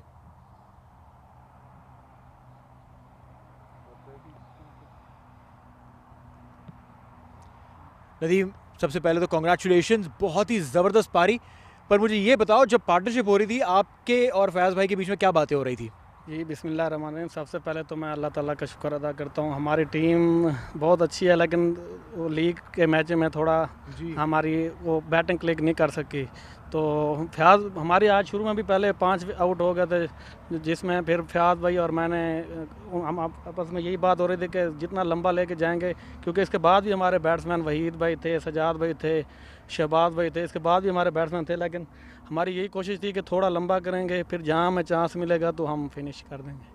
102 run की partnership कोई छोटी partnership नहीं होती है। आप 48 पे आपकी 4-5 wicket घुस चुकी थी। तो जब आप आए बैटिंग करने, तो प्रेशर था आपके दिमाग में, ऐसा कॉन्फिडेंस था कि नहीं यार ये विकेट पे मैं संभाल लूँगा? नहीं, प्रेशर तो नहीं था, क्योंकि मैं ओपनिंग मैं इस टीम में शुरू से ओपनर खेलता हूं। तो आज मुझसे 3-4 मैचेस में यहाँ परफॉर्म नहीं हो रहा, लेकिन मैंने खुद कहा था जवाद भाई को मैं थोड़ा पीछे ट्राई करता हूं, तो अल्लाह का शुक्र है कि बेस्ट हो गया टीम के लिए। अब एक आपने पार्टनरशिप निभाई है, विकेट ली है, और एक ऐसे मैच में जो बहुत ही इंपॉर्टेंट होता है सेमीफाइनल, फाइनल्स के लिए क्या तैयारी है? इंशाल्लाह फाइनल के लिए अभी 2 दिन हैं, देखते हैं कल कौन सी टीम फाइनल में पहुंचती है। तो कल जो भी टीम आएगी, ज़ाहिर है दोनों अच्छी टीम है, फ्यूचर मैट्रेस और IGM। अब जो भी टीम कल जीतेगी तो उसके मुताबिक ही प्लान बनाएंगे। नहीं, देखिए नदीम भाई, कल जो है जो टीम जीतेगी वो एशिया कप जीतेगी। कल पाकिस्तान और श्रीलंका का मैच है, और IGM और फ्यूचर मैटर्स जो परसों खेल रहे हैं, तो आपके पास 2 दिन का रेस्ट ज़रूर है। पर कल आप पाकिस्तान और श्रीलंका का मैच, उसमें कौन जीतने वाला है? इंशाल्लाह पाकिस्तान। अरे ये हुई ना बात। Thank you so much, congratulation once again, have a good one यार। Mohammad Nadeem there, ladies and gentlemen, the player of the match. Extremely happy with his performance, and I'm sure that he would be very proud of what he's done. Now, this doesn't end here. Obviously, there's one more semi-final and the final. Tomorrow is a rest day as we all enjoy some fantastic broadcast of the Asia Cup. But then we come back day after tomorrow, same venue at the ICC Academy, and you can watch us live on our streaming platform. That's Fan Code app, and on the ICC Academy Facebook page. From everyone here at the ICC Academy in the Dubai Sports City, good night and God bless.